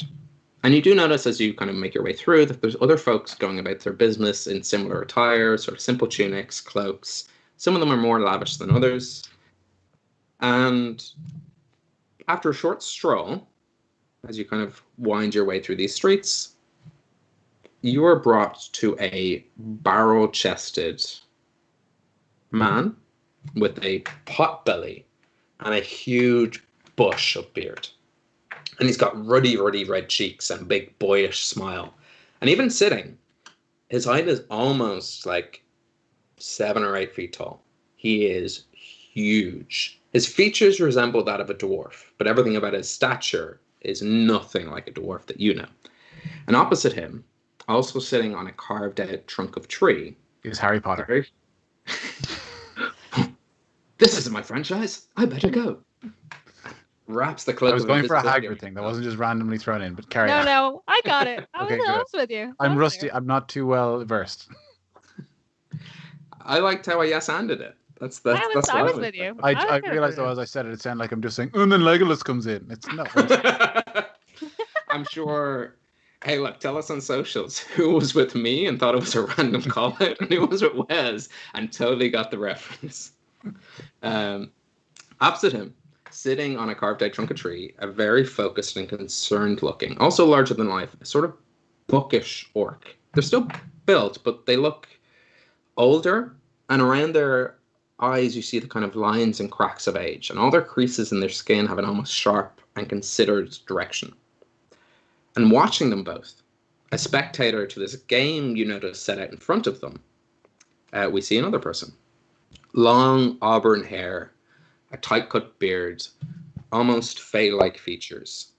And he is draped in a swishing greenish-blue cloak, which moves like ripples through a pond. He stands almost 15 feet tall. These are the first out-of-proportion characters you've seen here. Everyone else you kind of passed seemed relatively normal, like as normal can be. But these three are sort of giants among the people around them. And looking up from the game, they introduce themselves, starting with the giant dwarf. Wait, so the regular people we passed, are they all fairly large as well, or are they fairly what we would consider big, so I'm trying to figure out if I'm the shortest person in the room. Fair. Make a perception check, and we'll retroactively apply it to everyone you pass to kind of put these pieces of the puzzle together. Because I kind of like the idea of everyone being fucking enormous here. Perception is 12. 12. There's like subtle differences between the people you passed. But most of them just seemed normal-ish sized. There were a couple of larger, they just like what we would just chalk up as a tall person. Actually, sorry, I meant to ask that as well. Are they predominantly human looking? What are their actual features like? What sort of race would we most associate them with? It is sort of a mixture of races here. You see some humans, for sure. You did see a couple of dragonborns. You saw a few orcs. Okay, so nothing super outlandish, like fairly... Yeah, the common races or whatever. Sorry. Like dragons. Yeah, no dragons, no... nothing you couldn't play in a classic game of D&D with stats for a player. All players' handbook legal shit. Yeah, and Volo's Guide stuff as well. No bugbears. You didn't come across any bugbears. Was there? Well, I'm very special and unique. Was there anything that would have matched sort of... I'm specifically looking for what Avar was talking about, sort of like us, but with a tail. That's sort of anything that would match the description he gave. Do the Dragonborn have tails? No, they don't. Or they shouldn't. Sorry, it's your world. I shouldn't assume. Hey, I'll defer to that. Yeah, because they don't in 5th edition players handbook. They took no tails. No tails on any of the people, and I retract my statement because you did see one bugbear with really long arms. Is he tickling people? No, he's not. But he just seemed quite formidable and just deadly at everything. Okay. So I don't recognize them because all bugbears know each other. No, don't recognize him at all. Hard to even place him. Okay. Does he seem to react to me when I think through this whole thing I haven't thought to pull my hood up and cover my face or anything. Yeah. As you kind of turned one corner and this bugbear turned another, it did do a double take. It kind of looked at you, looked at your shield, and then looked back at you, And like when you see someone else wearing like a T-shirt of a franchise you quite like, gave you that kind of look of like, oh, respect, man. Nice. Yeah, so you did get a little bit of like, Okay. a little something, but they were gone around the corner before Right. you got something else. Yeah. Cool. End of my question. Continue describing the second person. Yeah, these are these three gianter people here. Not giants, but just like ratio proportioned versions of the races they are. And the dwarf sitting down turns around and goes, well, I am the All-Father, God of life. You may know me as the Dagda. And pauses for a moment to see if there's like a flicker of recognition amongst your eyes, like like a celebrity. There is, but also more like hidden within blind panic. Over Caoil's gone like bored, upright, like ballet dancer straight, completely blank expression with like crazy panicked eyes. It's like a cool principle, but it's still a principle. So you're like, did we have any interactions with the Dagda yet? No, I don't think we have.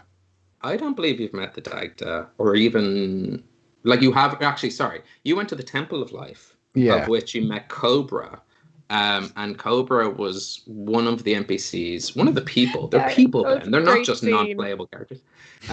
Willing to help Hawk with his curse. Cobra was an old lady, a beautiful old lady, and I'll have no other words about it. Despite my description at the time, which I think was mean. That whole scene was great. You have met the Dagda, or rather, you've been to the Temple of Life. Yeah. And you met Cobra, one of his acolytes. I couldn't remember if we'd specifically heard the name, the Dagda. Yeah. Yes. Yeah. Cool. And the orc across the way goes, "I am Ogma, the written law." We're going to get updates every 6 p.m. from this lad. The Ogrim. Sorry, was it the Ogrim? I am Ogma, sorry. the written law.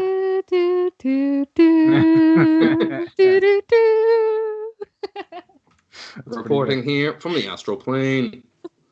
There has been a crash at the Red Cow roundabout. Want to set a test to see if it pronounces a Gardy or Gordine.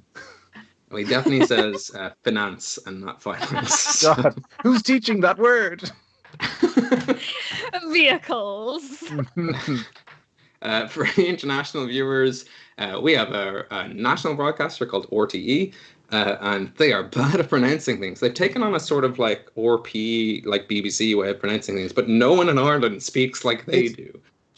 Like I've started to realize it's like that old like the transatlantic accent from like old movies where no one actually spoke like that, but it's like this is how you should sound. It's like, but no one sounds. You're making up weird words. Why? As a prompt from chat, Ogma pauses for a moment, and in the distance you hear some church bell chimes, and they wait and look to the sky. Someone digging in a small garden puts their trowel down and looks up. Can't believe we still do that. It looks like to anyone who's not Irish, it's a parody. Like honestly, you can't parody it because it looks like a weird thing we do. Yeah, but also they don't know what it is. Like they don't know it's a religious thing. Yes, true. So people who see it on the telly don't know it's religious. Like they just think it's like this weird thing that happens at 6 o'clock. Irish people take a moment of reflection at 6 o'clock. Yeah, but like saying it's religious doesn't make it not a weird thing at 6 o'clock. No, I know, but it's like they don't even know it's. I think it would be like less weird if it was overtly religious. Right, of course. Like the fact that it's not religious, but just a moment pause that has undertones of yes. I think that's actually weirder. Like they're trying to pretend everyone's it's confused for 30 seconds. I do feel like it's one of those things. It's one of those things where if you tried to convince someone who wasn't Irish that it happened, it'd be like an Australian convincing people that drop bears exist. You're like, no, there's no way. There's no way that every day at 6 o'clock the bells ring and everyone stops. People don't stop. Nobody stops. But next game I play as a player, I'm gonna play one of those sweet old clerics, and he's like, is there a cantrip? Toll the Dead. Toll the Dead, yeah. There is, yeah. Sweet Angelus. My favorite spell. It's really good. It's a very good spell. But Toll the Dead is like the Angelus. in Irish culture. Hmm. And finally, the person standing behind both these two players kind of sat over this board game and goes to you and looks directly at both of you and goes, well, it'd be fierce embarrassing if you didn't know me, seeing as you have my moniker there in your shield, lad, and well, it looks like you've lost me sword, you dose. I don't believe I've lost it, Mr. McClear, sir. It's in the hands of a second champion. We've decided to distribute your strengths and both represent your power. So we can cover two planes of existence at once. Caoil looks up at the sky and waits for the world to end. I'm not normally I miss Rian very much. Why do you keep lying? Why don't you just tell the truth? Because he's bad at lying, he's not charming, but he wants everyone to like him. I think by the end of your sentence, Arlington, you've convinced yourself. So I won't ask for a deception check, I will ask for a persuasion check, because as you're saying, you're like, yes, that is true. I think Arlington believes that, like, two champions are better than one champion. Why would I hog two magic items? And Rian's a very powerful warrior. Roll persuasion. Persuasion. I mean, I'm bad at that too. Persuasion. Yeah, it's an equal modifier for both. It's -1 for both. So that's an 11. He looks and he kind of crouches down to be at your level and goes, to be honest, I wasn't aware I'd chosen any champions lately. And well, we weren't expecting any high kings, and looks at you, Caoil, or queens, seeing as there haven't been any in ages. But now you're here. What can we do for you? Well, we actually, we were trying to save a friend's life. He has magic in his brain that explodes. And it sent us here. So you could assume, I would assume, maybe people could assume that destiny... Caoil's got flop sweat. This is the least cool Caoil has ever been. Admittedly, like, talking to destiny, to the gods themselves, is like, so I guess if you don't know, I don't know. I just assumed I was here for a reason, and I kind of just been going with it. They all give each other like a I'm very much enjoying this. what I would like to describe as like an Edgar Wright look, like a whoosh, whoosh, whoosh. Like, did any of you set about the wheels of destiny again?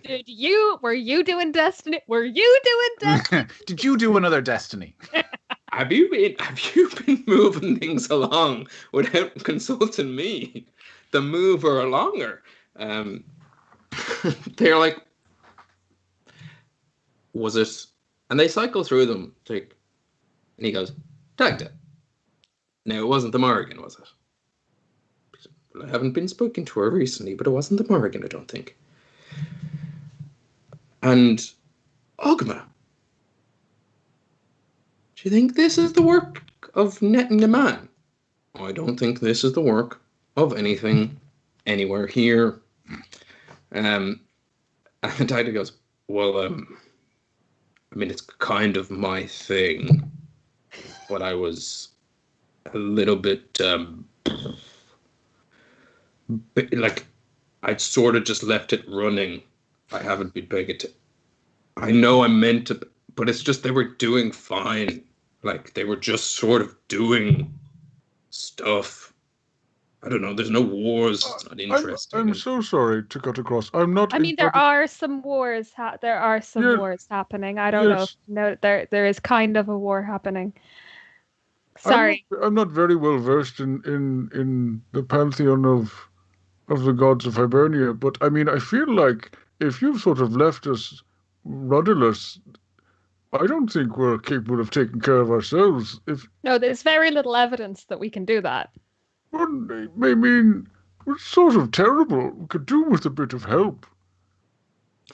They all look simultaneously towards an empty throne at the end of a banquet table, and they go, "You know, it has been some time since we've had the Tolton Games."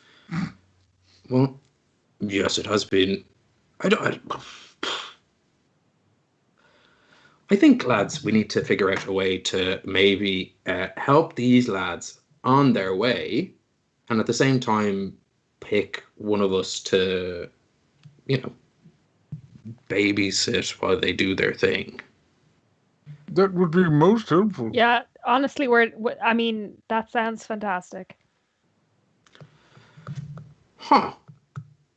So, I guess my question's the same. What can we do for you? Well, I mean, initially we were sort of looking to get back home to the material plane, but there are issues there that if you could help us out with them, that would be great. That's priority one. Everything else is kind of like less important, but is on the table if like that was if that was also an option, you know. But that's like the most important thing. I mean, tabling that for just a quick mo. Is there anything we can do for you? I mean, we're not looking for anything for free. Quid pro quo. I'm like kind of subtly trying to flex as I'm saying this to look as jacked as I can. Yeah. They look at each other and go, God huddle? Yeah, God huddle. God huddle. Big fan of that. And they go into a little God huddle. And you see them, you can kind of hear them chatting amongst themselves and sort of murmuring. They're not quiet by any means, but they're trying to keep... It's going pretty well. I'm so moist. My fur's all wet. I know, it's very exciting. I've sweated all into my fur. So your fur's just a darker color with nerves. I don't think I've been this anxious since I learned to sail. Like a sequin pillow where you wipe your hand on one side and it's uncovered and you wipe your hand like, across the other. It's starting like almost like the humidity of it is starting to like little bits are like coming up in little like flicks and curls because you know it's like drying weird, like going all puffy like. Well, here, look, lad, and he points towards you, Arlington. It kind of seems like you're already. You got my shield, and you're friends with the guy who has my sword. Yes. Yeah, Rian. Yes. Ian, that's apt. We haven't had a king, let alone a little king, in quite some time. And he changes to Ewan McGregor for a moment. He is real. He's really little, and like Caoil struggles to hold her hand down low enough. In hindsight, I don't know his last name. He's a mysterious fellow. But are you familiar with him? Well, give me a moment, and like literally a moment passes, and you see his eyes. Oh yeah, I know everything about him. Yep. Know everything about him now. Right. Yes. I'll be honest. I forgot you were a god for a moment. Of course. Yeah. Can you tell us? My first choice of a champion, but you. And he flicks again. Wouldn't have been my first choice either, perfectly honest. But you seem capable. What is your name? Caoil looks at him in surprise. My name? Yeah, lad. What's your name? My name is Arlington McGinnis. He stares deeply at you for a moment. And you see a little wry smile kind of cross his face and goes... Well, let's be honest, that explains a lot more than as he falls back into the character I thought he would be, as opposed to the English Hugh Grant he's become as he becomes surprised. It's hard not to slip into the Brits when you're doing the old fantasy thing. Yeah, it's awful that way. Well, that makes a lot more sense now. I can see now why we haven't had a king or a champion or an army or any sort of influence on the world in quite some time, given that you there. And his hands point out, and he just sort of like swipes you apart. And you are Crud, the bugbear, and you are Aramon, son of Milispania, the High Elf King of Hibernia. Cool. Aramon. Aramon, son of Milispania. He goes, that would make sense now. You were the last lad to go up to Leafall, which we left there to kind of help yourselves self-govern. And you are just a bastard bugbear. I'll kill you. But together, actually, you don't actually make too bad of a team.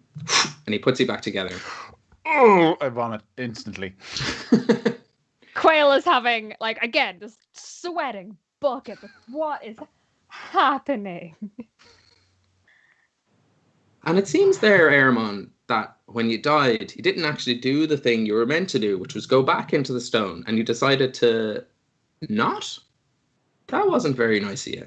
And then this wee lad came across you and cracked his head against the old Leafall, and you now see in your mind, Arlington, that the crystal that gave you intelligence is Leafall, the Stone of Destiny. And it's not so much intelligence in that you've just absorbed the last High King of Hibernia into you. Not all of the kings. Maybe one day. It is homebrew after all, and things evolve. But today, you have absorbed Aramon, son of Milispania, and High Elf. Today, this enormous plot point will have to do. Yeah. Arlington, I swear to God, if you are the High King of Hibernia, I will maybe kill you, but maybe I can't kill you, but I will think about killing you so hard. That would be regicide, and I will intensely kill you in my brain. It sounds like I'm a retired king. I don't think that's a thing. Why can't you ever just say the thing that's happening like it's happening out loud with your words? I understand this might be confusing for you. Please understand, it is infinitely more confusing for me. I'm so sorry. So I've died. Is that the main takeaway? Well, actually, it seems like you almost died, and you decided to prolong yourself by just not fulfilling the ritual of like imparting your knowledge as king to the stone. And it just sort of I don't even know how that ritual happens. I don't know what you're talking about. Now, this is the difficult thing, lad, about chatting to you, because part of you is the bugbear and doesn't know. But also part of you, and excuse my effing and blooding, is a fucking king, and you should have known better. Okay. God Huddle? Yes. God Huddle. And they pull away, and all you hear from them is like, we really fucking up down there, lads. Adventure Huddle, and I grab Arlington. That's good, pretty good. I have no idea what's happening. This is bad.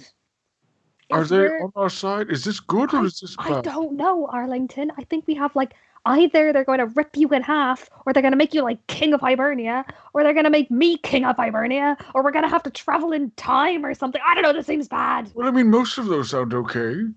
You want to get ripped in half? Well, no, that's the one thing that's not okay, but the other ones are pretty okay. You want to be King of Hibernia? Hibernia is a mess. Well, it sounds like I did that. Well, to be honest with you, it sounds like I abandoned my post there. That could explain why things are in such a shit. Well, maybe you abandoned them because they are a shit. That's fair. You have a very negative outlook on this. You try raising yourself. I'm sorry? I need a drink. Yes, I wouldn't say no myself.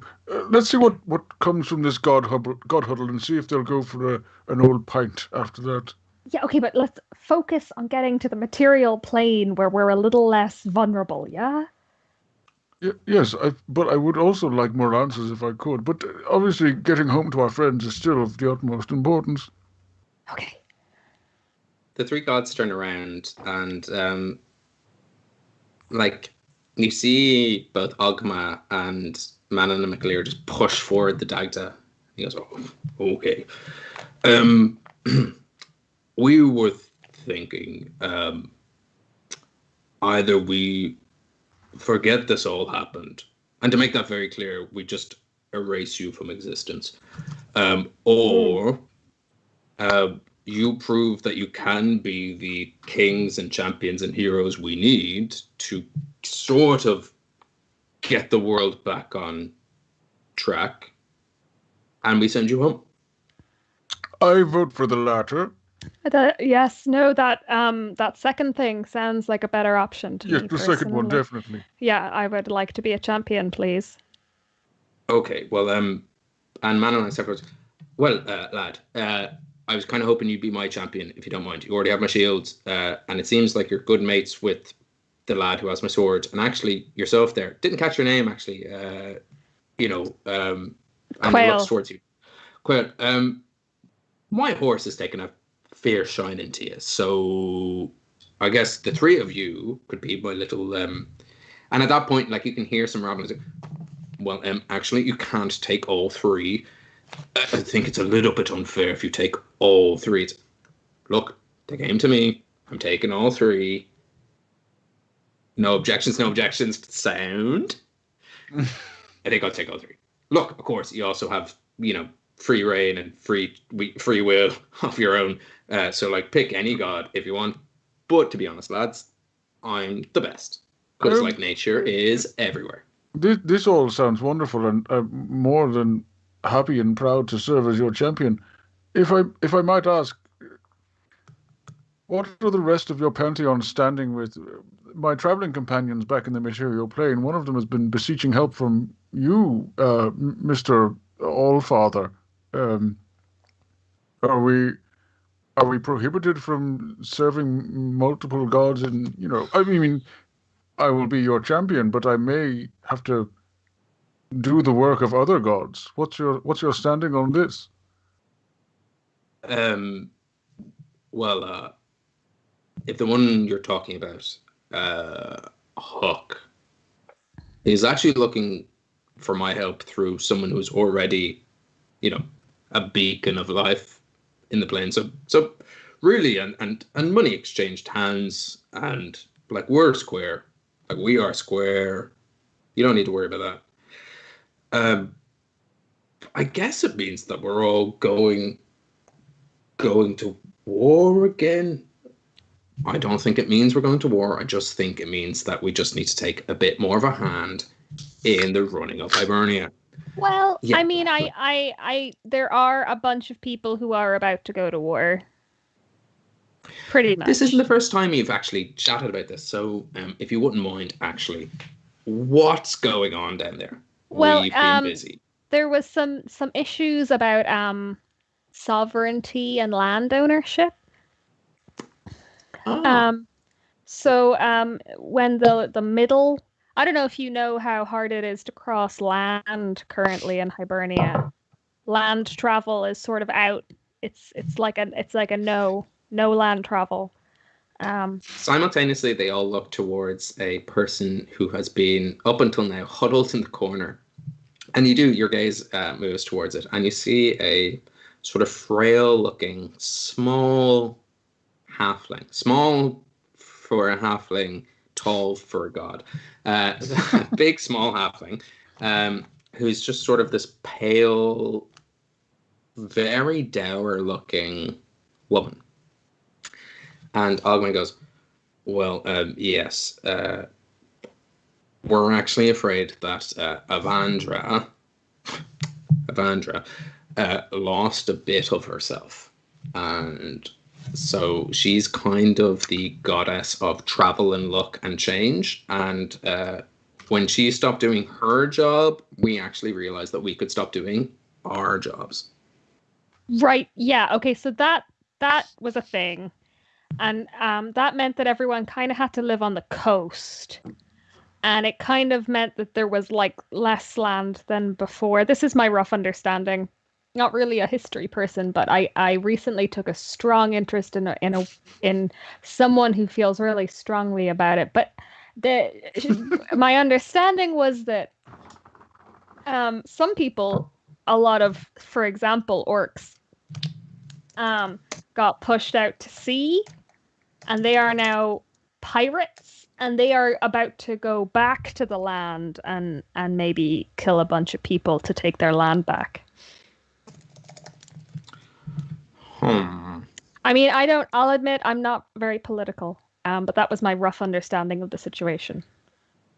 The tactic goes, well, that would be bad overall for some life, but actually I found in my little domain that war actually breeds life, because people get a little bit nervous about what tomorrow holds and sort of make more people. But I'm yet to understand how this affects... No, Arlington, now is not the time. Us, the gods. It seems like that's like a little spat, not like a world-changing thing. Well, I mean, there's like a lot of them. When I say pirates, there's like a lot of pirates, and then there's like a secret society and something to do with fruit, clocks and fruit. Arlington, help.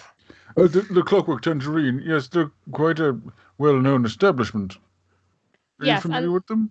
And they're killing folks and then lots of bad.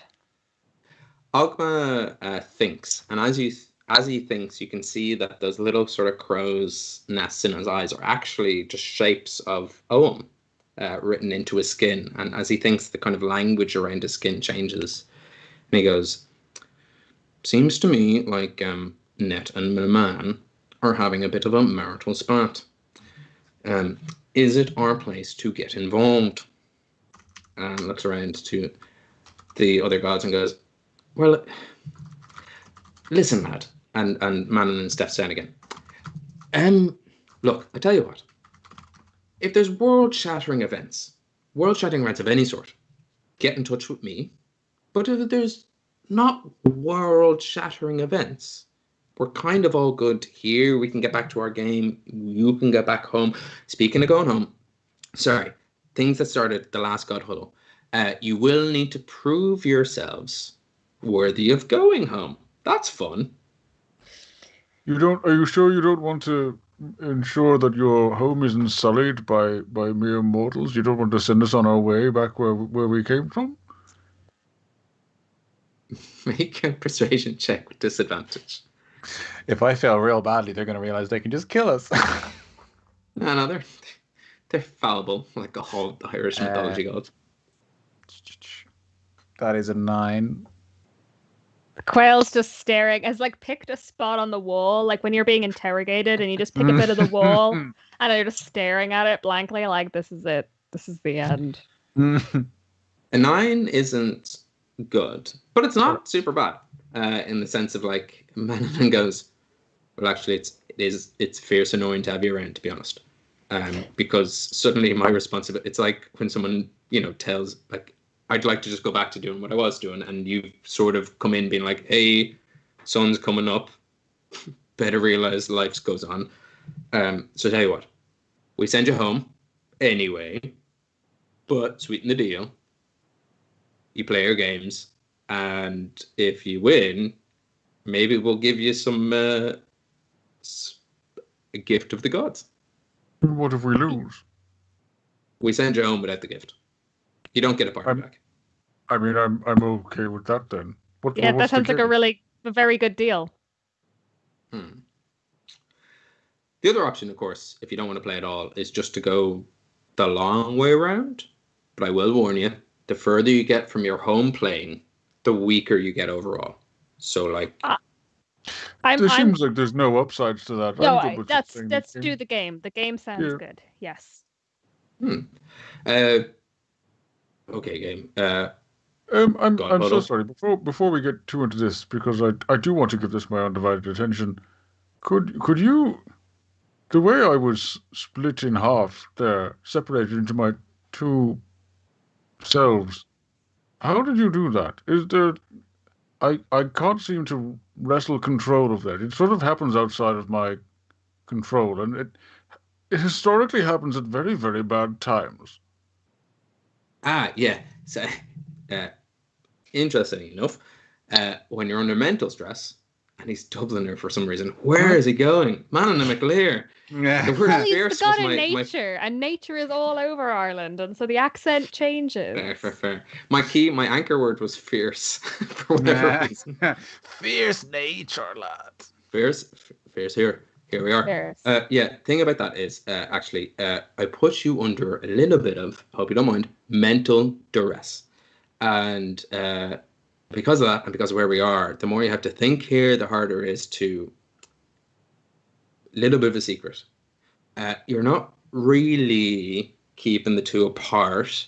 Don't know if you know how brains work, but the bugbear you have trapped in a mental cage.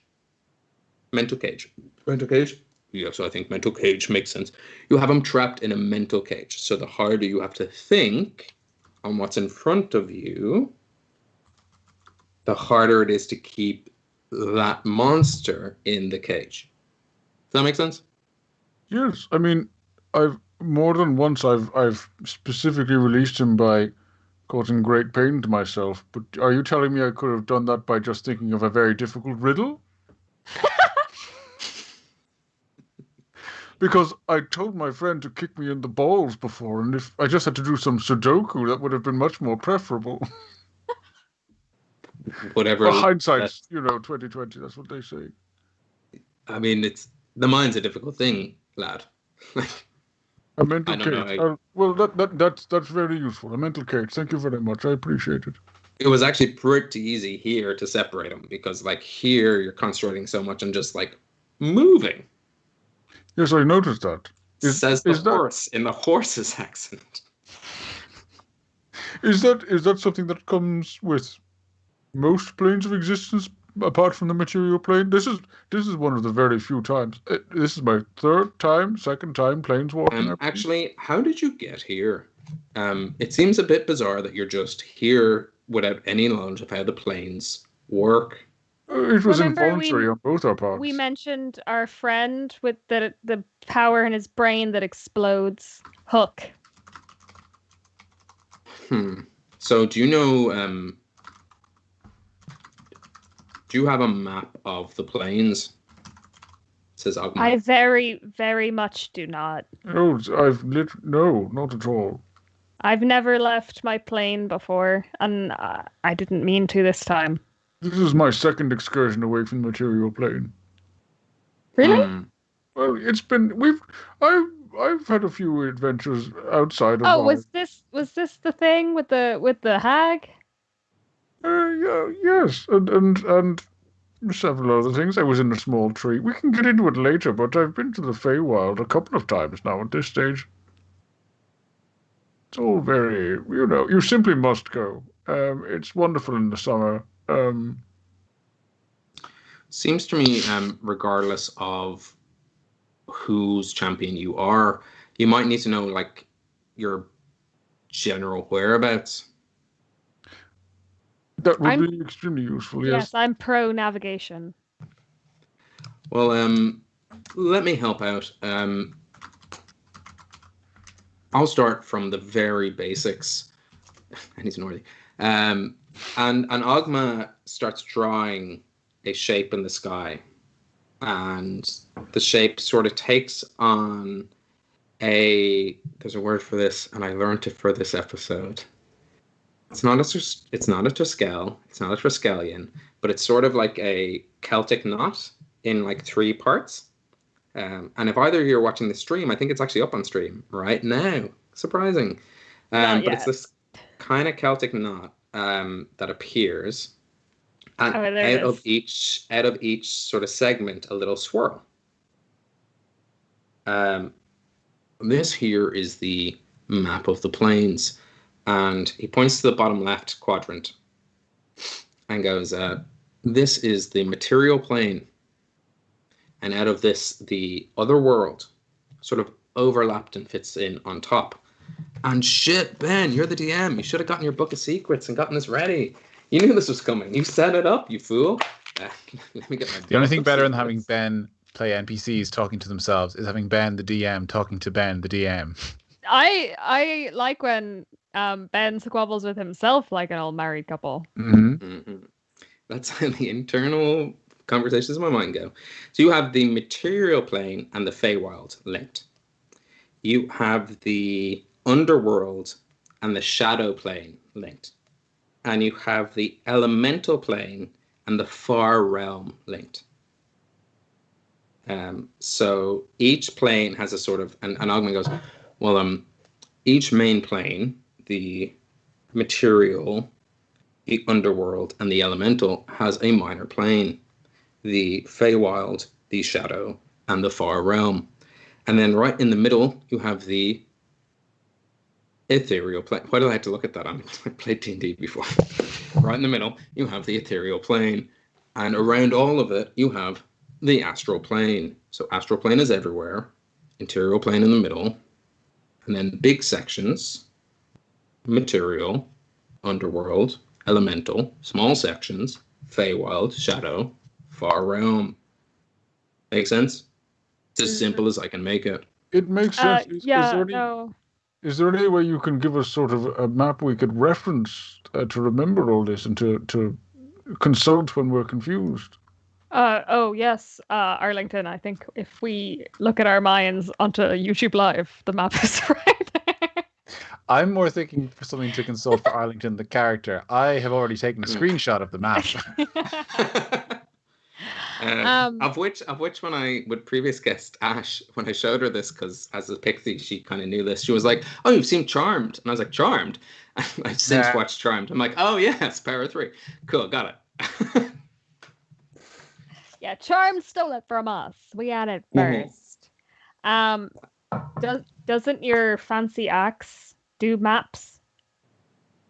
It does maps of the immediate vicinity. Nothing, plane transcending. Have you tried? No, I mean, actually, now that I'm thinking about it, I have now traveled to 3 planes, so I assume the Lair's Galaxy is glowing. It's glowing immensely. It's sort of I hadn't really paid much attention to it because there was, all the drowning. Oh no, for sure the drowning. It sort of looks a bit different. I think maybe it sort of would be a bit handier for interplanar travel than I might have previously thought. I thought it was just good for mountains. Shall we play this game? Yeah. Yes. You notice, Arlington, if you think about it, this will appear on your axe. Cool. But aside from that, it's not and it's just a general shape. It's just a lay of the land. Well, here's what we were thinking for a game, and the choice is really yours. You can play me, Ogma, the Written Law, in a game of Fiddle. You can play the Dagda here in a combined drinking contest and a puck fada. And Manuel steps in, or lad, you could fight each other in combat. Or you could fight. We could have a faction fight, or we could have. I kind of looked at the other gods because you didn't tell me actually that I needed to have a challenge set up here. Fighting is always an option. 2 versus 4 of our local warriors. Excuse me, adventurers huddle, and I wave Arlington over. I'm no good at board games. Oh my God! We're not doing the board game. It's a mental game. I don't. I mean, I think I could do a puck fada. I don't know if I could do a puck fada after drinking. Now, so common isn't my first language. Am I to understand that puck fada is? I've seen humans doing it. You hit a ball with a flat stick. You just hit it very, very far. Really far. Yes. Yes. Okay. We called that head ball. But you didn't have. But if you have if you do it with your head, it's not a stick. Well, it's not your head. It's sort of. Oh, somebody else's. Oh, that makes sense. Okay. I sort of grew up with a rough childhood, but I think the logistics are the same. I think that and the drinking game, I could do that. I'm not sure. I'm not sure I'd keep up with. I could do that and drink. I think it would be easier to just do a straight fight. Well, do we have a choice between us fighting each other and us fighting their? Well, let's just fight them. We've fought together before. Let's just fight them. That seems like the least complicated. I mean, why complicate it any more than it has to be? Let's just Let's just It would prove our worth as champions. let's just fight together. Let's fight some people and punch people. I don't know. If there's one thing we've learned from this situation, it's that social discourse is not our strong suit. No, absolutely not. We were the absolute worst people to have been sent here to do this, but let's Pretty just much. punch some. We're not punch good some- emissaries. I don't know why we're arguing about this. You're completely right. We know what we want to do. And Hello. Ogma begins setting up the fill board. He goes, I thought you might choose this. No, we are for sure gonna fight some people. We are very much. Sorry, yeah, no, we are. That's our. Manon is fist in the air. He's like, I knew I picked the right champions. You're my guides. I think we're going to get along famously, Mr. McClear. and so, for anyone interested and for anyone who's part of our Discord, I do have. I got up to this over the weekend because why wouldn't I? Phil is like a precursor to chess in ancient Irish mythology. I saw this happening, really... and I felt bad that as you were positing, I was like, "We're definitely not choosing that," but I know he's put a lot of work into this. I really haven't, and this is why I haven't. No one knew how it was played, which gave me a very interesting quandary.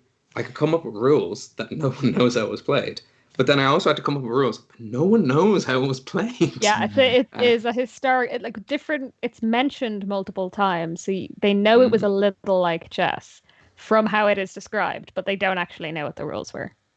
There's a couple of Norse games with a similar board and a similar setup, and I think that's as close as we'll get ever, really. Yeah. And then side project, I've been trying to, funny enough, sports and D&D and tabletop games don't mix. So I've been trying to figure out a way to play like hurling. What is that? What's that game? Blood Bowl? Blood Bowl? Blood Bowl? Yeah. But it's But close. also, I think totally separate does game. not everybody in this do a sport? Does not everybody in this do sport? In this Yeah, I poll think- right now? I think everyone does some level of sport. Yeah. Quiz, you box, right? Yeah, but in the Yeah. last year, I don't think it did. Yeah, okay, fair enough. I haven't won a fight yet. It was that Oh, game. don't get me wrong. Like D&D fitness You don't have all to be- over this. you don't have to be good. I just mean mechanically speaking, it's Yeah, hard yeah. to run a game It is hard where the to rules of To be sport fair, apply. the one sport I Sorry, I partake in thought is you more were closely implying- related to combat in this game. So Sorry, I misunderstood. I thought you were implying that people who played D&D do not also play sports. Not at all. I mean that the mechanics of sport are hard to transcribe into the mechanics of a tabletop That game. is very true. So I've been trying to do it for hurling, and it's almost impossible. But I kind of did it for a puck fun because that's a little bit easier. Because it's Yeah, basically like hurling golf. To put it really terrible. that's not as catchy. Yeah. It's That's a it. terrible way to describe it. It's actually happening in a month's time. So if you're watching live, they are doing the 2020 Puckfather in September 5th. It's when it's happening. So keep an eye out on the internet for it. But And every school sports day ever. yes, and to sort of circumvent the trope of everything ends in combat in D&D, I've tried to do that, but I'm glad you haven't picked those things because they're not play tested. Anyone wants to play test a game of those, just come on in, join our Discord. But yes, I mean, Arlington could well bring the idea of a puck fighter to the group. Sounds fun as all. we don't ever have to touch it if I ever combine all my notes into legible other people's stuff. And you know how Sunday Ben and Tuesday Ben don't get along. God forbid another audience open to this madness. Listen, But Ben, then, I don't mean, know how to break this Hook to you. would love that shit. You've basically explained that this is a game of the gods. So down the line, if I find anyone remotely religious and they're like, I challenge you to a something, I'm going to be like, well, this is a religious game I can use my strength with. Interestingly enough, actually, Arlington, side note, not relevant now, but relevant in your general story, Ty McGuinness would have tried to teach you fiddle as your sort of sophistication. So you are proficient in that gaming set. So add that to your character sheet, but ignore it for almost forever. And if we get to the end of the campaign and you never play it, then round on me for all our viewers. That's going to cost a lot. Round on me for our Discord fans. I get to put it into my fucking other proficiencies of languages, along with the panpipes. Yes, you're proficient in panpipes and the I game am. of it. I played them at the grave of one of the first people I killed. Combat notoriously takes a long-ish time in D&D, so let's cut to it. Yes. the three gods bring you down to a wide open pitch. It's clearly used for hurling most of the time, but you can see loose markings and a goalpost at either end. And as you begin to sort of get about your faction fighting, other people start gathering around. You see Avandra again, the kind of shriveled shell of a woman, coming along to watch the game. Why are you so mean to old people in this game? She's not old. She's just splintered. She's just, her very soul has been cut in half. So I can't help how she is. A few of the other gods, and you see some more kind of giant perspective characters come along. Not all of them, but most of them. Gather around, and you stand 80 feet away from a line of 4 ancient warriors. So you're on one end of the pitch, and they're on the other. And they begin to charge. Let's roll initiative. Let's ride this baby home. Not great. That's a 6 for me. That'll be a 22, please. A Benjamin. Very nice. So 20. Why is my... Oh, here we are. Is this working? 22. Sorry, my mouse is being a prick. And then for them, this is my first time because I've set myself a challenge in that I always tend to nerf fights. Fans of the show will know that I get very confused when there's more than one enemy fighting. So I'm trying to do 4 people at once. And with that in mind, let's move you. I mean, here. if you have them all roll the same initiative order and just have them all do all their shit at the same time, it takes a lot of the mental burden off you. Yes, but I'm purposely challenging myself to embrace that mental burden. So, with that in mind, Caoil, you are first off the mark as these 4 warriors, all in sort of cloaked garb. They seem to be a mix of 2 of them are carrying morning stars and swords, or kind of like melee weapons, and 2 of them are carrying longbows. So there seems to be 2 close range, 2 long range. So I'm going to pick one of the long range ones and run right at them. My speed is 45. Your speed is 45. You are 80 feet away. Are we also in a realm? Can she boost her speed by thinking of it in this realm? No, but I can boost it as a monk. No, I'm thinking because we're in a realm where you can think, you can move by thinking. Yeah, but my actual speed is much better than my intelligence. I'm trying to add to that, but fair enough. Okay. Arlington, you brought up a very good point, and I hesitate to bring it up for brevity's sake, but technically speaking, your actual speed in the astral plane isn't your speed. It is your intelligence it's your intelligence score times 3. That's base D&D rules. But it is 20 to 11 at night. We are in a big fight, and we're doing stuff for the sake of believing in it. So let's just go for regular non-astral plane rules. Oh, there's for what the is an astral plane fight. There is the T-shirt. We're doing stuff for the sake of believing in it. Let's finish. Let's send this home. So I would like to run 45 feet, then use 1 key point to step of the wind, run another 45 feet right up to a longbow dude, and I'm going to attack said dude. Yes, make your attacks. So that, so I'm using my fishing rod 2-handed. Yes.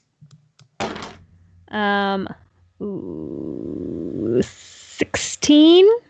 16 is just their AC, and I always forget this. You hit because you make their AC, correct? Yes. Target you reach. Yeah. So that is 8 damage on the first attack. I hit again. I missed the second time. And then as a Fearbulg racial trait for my bonus action, I am going to turn invisible. Ooh. Wow. Nice. So, Arlington, from your point of view, you see Caoil just bucket down this pitch towards what is the furthest enemy away. And you see with a real big crack on the side of a fishing rod, it slams an enemy. They are so stunned that they kind of wobble back. And as that second, what would have been a perfect strike, just misses by sheer delusion, you see Caoil disappear. It is one of the warriors' turns, and they look around to see if they can find Quail, because as they started to sprint, they realized that someone had just sped right by them. They can't seem to find her, so they use all their movement to move as far as they can towards you, Arlington. So you see this warrior with shield and sword in hand, just sort of like very pristinely. Like they're not dashing, they're not raging, they're not like letting any of the adrenaline and battle overtake them. They just start jogging towards you. And as they do, they sort of twiddle their sword in their hand in a light attempt at intimidation, but you're not intimidated. The warriors with the longbow, one of them in front of you, Quail, is trying to find you, and it can't. And it's just going to let off an arrow in panic, which is with disadvantage. Disadvantage doesn't stack, but I presume a 12 doesn't hit. Hitting Quail or me? Hitting Quail, 12. So it's trying to find you and just sort of fire off an arrow. Oh, a 12 does not very much not hit me. So as it stumbles back, and this arrow just soars over the crowd and into a hut in the distance, and the crowd go, because this sort of chaos is what they're all about. And you've got the crowd on your side. Like they're in favor of this. Yeah. They're here for the spectacle. It's been a boring couple of minutes, months, or years. It's been the Friends theme song of examples here at the Hill Tower. The second longbow warrior aims at you, Arlington, tries to sort of spot you as you move and fires. It gets a 19 to hit. That does hit. So with its aim true and with all of eternity to practice, it fires at you. And you can hear the crowd gasp. And in this moment, the single arrow finds its course. And if this was a game of American football, this would be a perfect touchdown throw. It's an arrow, and it's heading towards an enemy. So it sinks into you, dealing 5 damage as a longbow. You feel like as it soared down, it lost a little bit of its momentum. And did break skin, but didn't sink too deep. Yeah, it's fine. The final warrior, who's close range, decides to try to flank their friend, who's a long range warrior. And they're just going to pick a random side around it to see if they can find where Quail is. And they just line up beside their left-hand side. They're waiting for Quail to... They're going to hold their action and wait for Quail to appear to attack. Arlington. Okay. It is your turn. It is a maelstrom of activity from the get-go. There wasn't an air horn. There wasn't a crowd. There wasn't a let's go heroes. It was just chaos from the get-go, as is most war.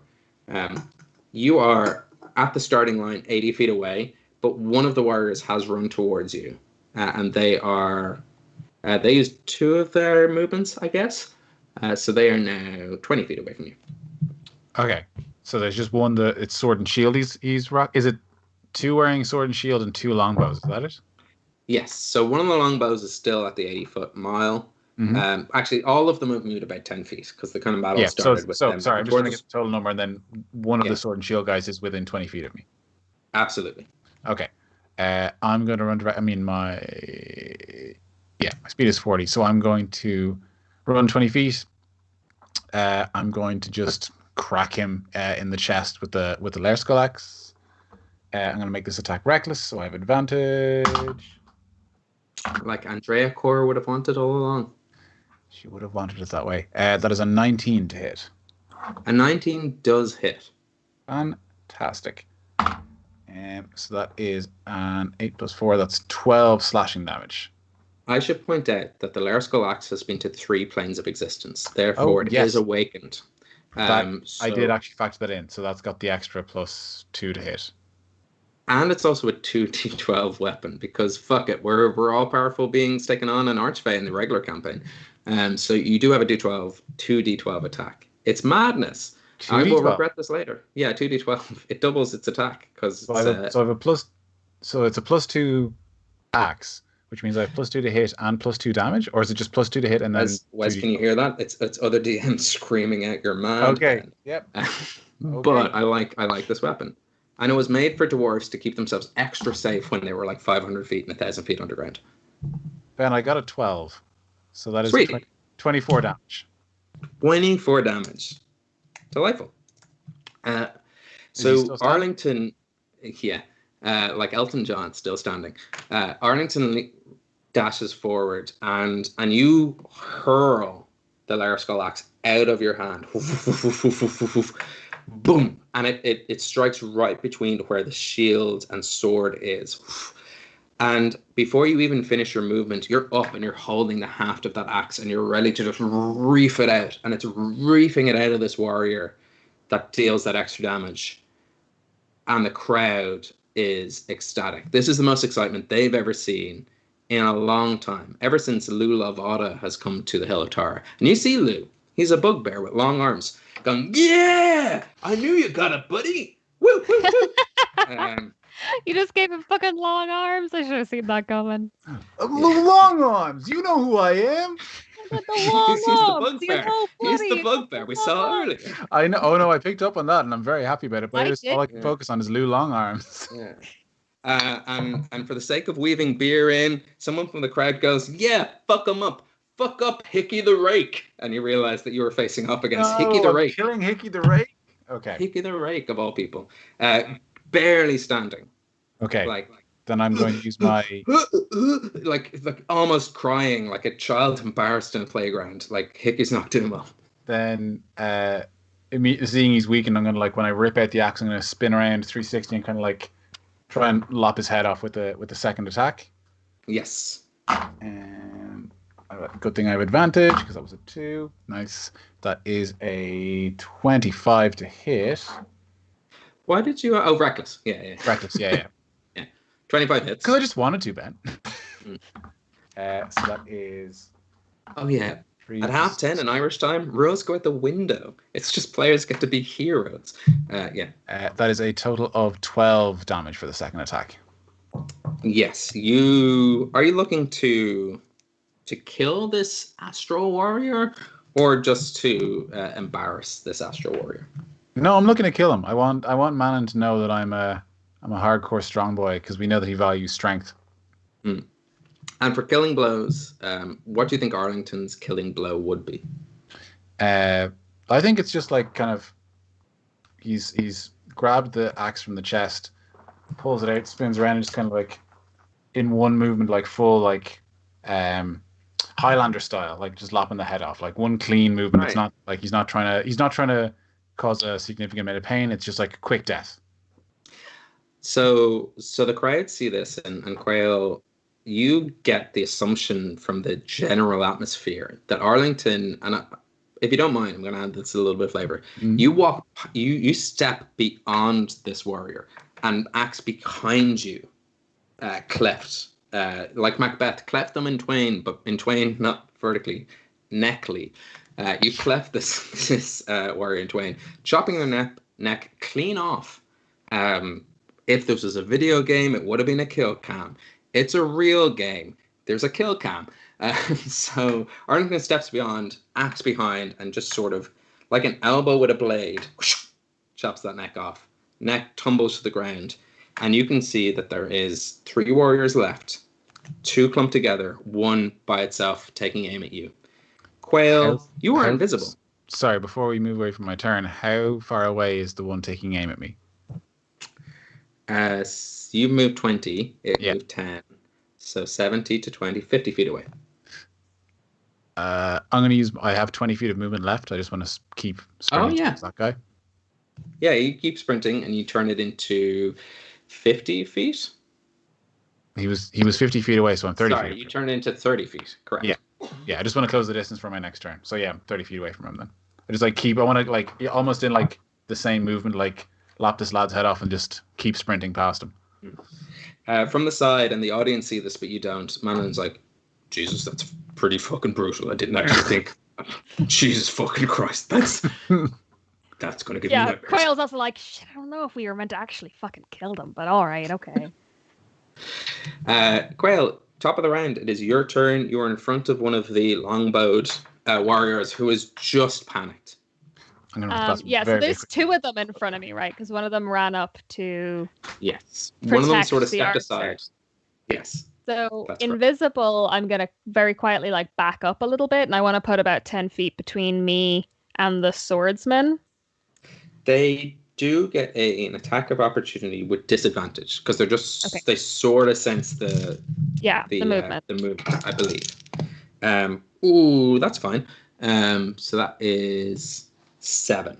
Yeah, no, that's fine. Nothing but air. So backs up about 10 feet just out of range of this person. Now, if I was to have a 30-foot area of effect, could I get the 2 of these people and the 3rd archer, or just the 2? I think you could get all 3. With a Okay. little bit of movement, you might sacrifice. So you say it takes 10 feet away from your movement. You might need to take another 5 just to make That's sure you get. fine. I'm not overly fussed about that. Well, then I need all of them to make dexterity saving throws, aiming for a DC 15. All right, so I'm going to go blue is our longbow who we weren't attacking. Metal is our close range. And black is our long range that you were attacking. All of them are bad, so I don't know why I pointed that out to the audience. But a 5, a 4, and a 5 with dexterity plus 2 each, 7, 6, and 7. Okay, Not so they great. all fail. That's 10.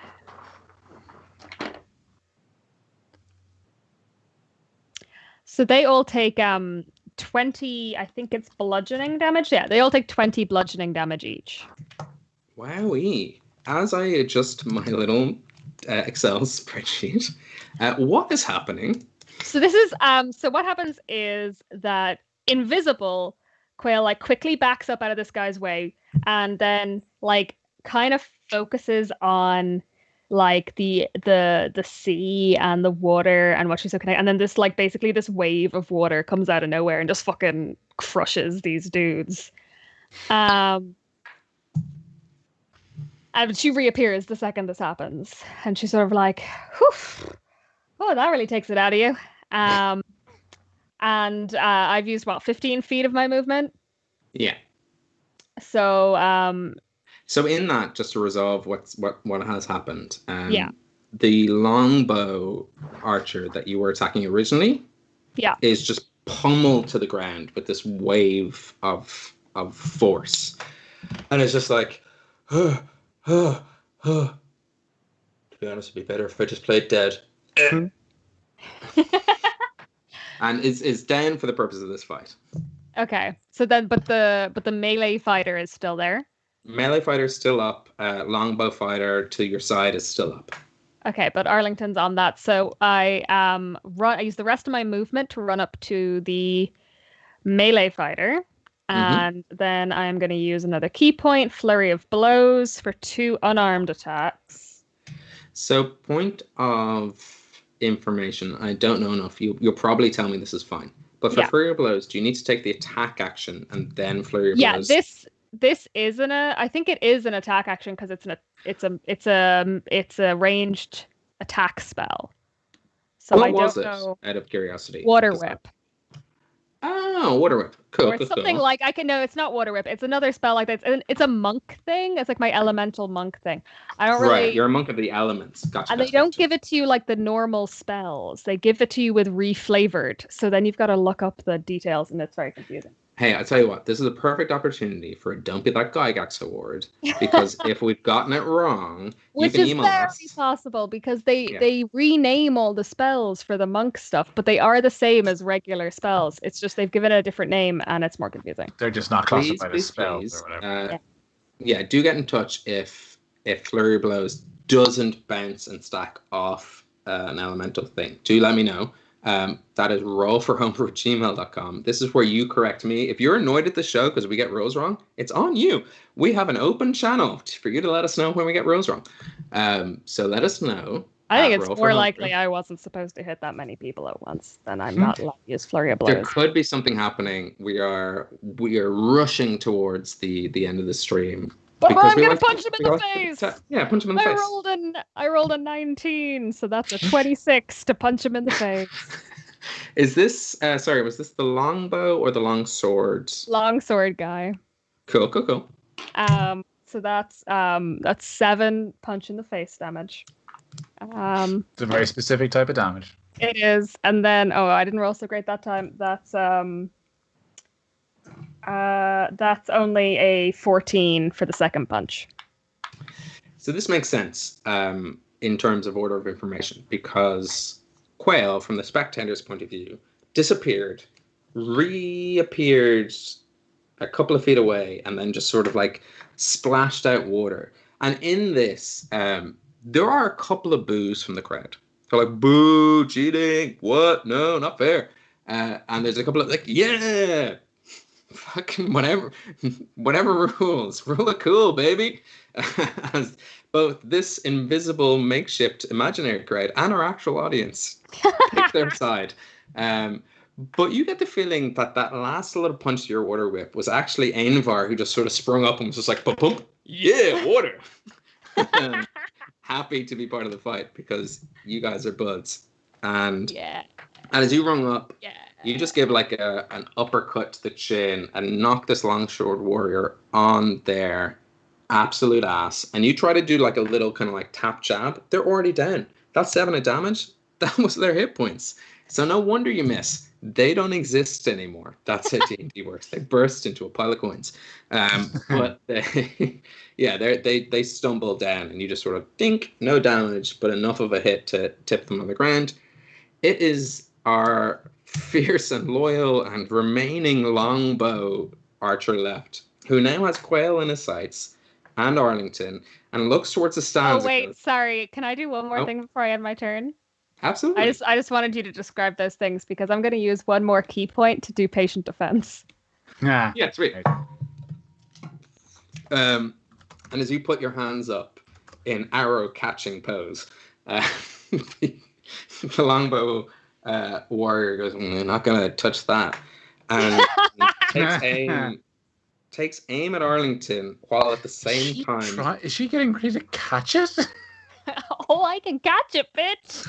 Catch and throw back in the worst. You get the feeling it's not the first time they've had a projectile thrown back at them. That might be part of their training. But this longbow archer and warrior takes aim at Arlington and fires an arrow for AC 14. Doesn't hit, but he does have advantage because I did reckless attack. He does have advantage. AC 14, exact same roll twice. And does not hit. I specifically block it with my shield. As it misses, this archer looks towards Manon McLear, whose moniker is on your shield and who's in the stands, and goes, oh, "Come on, man! Like, is this a setup? Is this because I didn't bring you ale? Is this because we had that little tip? This is an unfair way of punishing people who are just trying to make a honest living as a warrior by putting them against heroes. I'm out of practice. It's been 2,000 years since I've done this shit. You can't just call me up from the bench."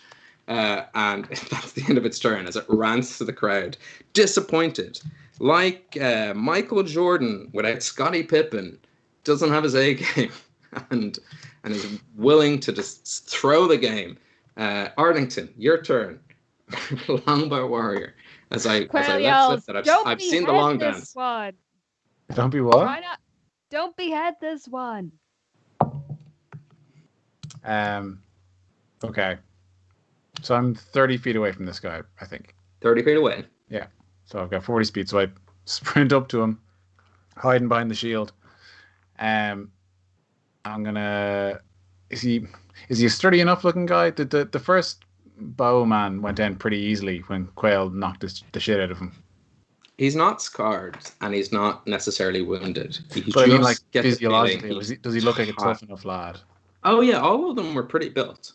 Like they were sturdy, athletic-looking people. But with this warrior, you get the feeling, and you've recognized this sometimes before. It's not that they're necessarily weakened. They've just lost the spirit of fighting. And this is something I like to do in homebrew, where like HP doesn't necessarily represent like dying. It's just like a morale of fighting is just they're from its body. Yeah, they're like, this is a loseless battle. Loseless? That's not a word. No, that's winless. And the opposite of what you meant too. Yeah, I'll never lose.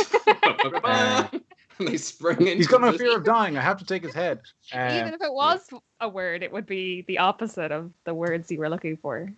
Okay, I'm gonna sprint up to this guy and hearing Quayle's recommendation, I'm gonna crack him straight in the face with the flat of my layer skull axe. I'm trying to non-lethal attack this motherfucker, but it's also gonna be reckless. You can attack. You're looking for an AC 16. That is 18 to hit. You do hit it. Crack. Crack bang. Is it regular D12 damage? 2D12? Oh yeah, the haft of an axe. Probably just 1d12. Yeah, because it's. I think that's. Yeah. If not, like even 1d8. Like it's not. Yeah, I don't think it should be full damage because I'm thinking like the flat of the axe. Yeah. So let's say 1d8, like a regular one-handed axe. As Wes pointed out to me, Wes is such a good player. He said like one-handed axe aren't normally 1d12, and I said you're a barbarian. Come on, man. I was like, I fucking love it, but that seems crazy overpowered. So cool. 1d8. Cool. So that is 2 + 4. That's 6 damage. Yeah, you pretty much like stun this, like right where they tell you as a child not to hit someone with the palm of the hand because it could kill them. That's where you hit this person. You remember that rumor? Boom. But they are still standing. I hit loads of people. Like right there, didn't they say it would go into your brain? I can't remember that. Yeah, it's a grossly inaccurate old wives' tale. But yes, I'm good with aiming for there though. Yeah, you aim for their boom, and you crush some cartilage into their astral skull. Still standing though, just woozy. I will use my extra attack. Please, no more. Oh God, I yield. Okay, still. Just push him over. They say it through a bloody nose, so it's like so you don't understand what the meaning of it. Yeah, I don't think I could hear him. It's a 16 for the second attack. 16 just hits. D8 is going to be it's 9 damage. I'm still going non-lethal. Like I'm still trying not to kill him. Sorry, you can tell that another crack here would be pretty lethal. I'm going back of the head then, I think. Yeah. So you just hook him. You just hook with the flat of the axe and just drag him into the mud. Yeah. I think just pin him rather than. Yeah. They are down. The crowd go wild. And they're like, "Oh man, Hickey the Rake deserved that, but those other 3, they were our friends." Nice. I killed the only guy who was a dick. Nice. Yeah. So they're happy, and like all Astral Warriors and Saiyans, they'll only be stronger the next time they get up. That's how the game works. There's cheering. They don't know your names, so they're just like warriors, because they don't know what to call you. If there's a name to call you in this moment in time, perhaps like Johnny Falldown. Not a great stage. No, it doesn't really work in this context. Quail runs up and like vaults onto Arlington's shoulders and is like, "Yeah!" Has finally stopped flop sweating. Is there a name that we can that they can start waving on flags that don't exist until now?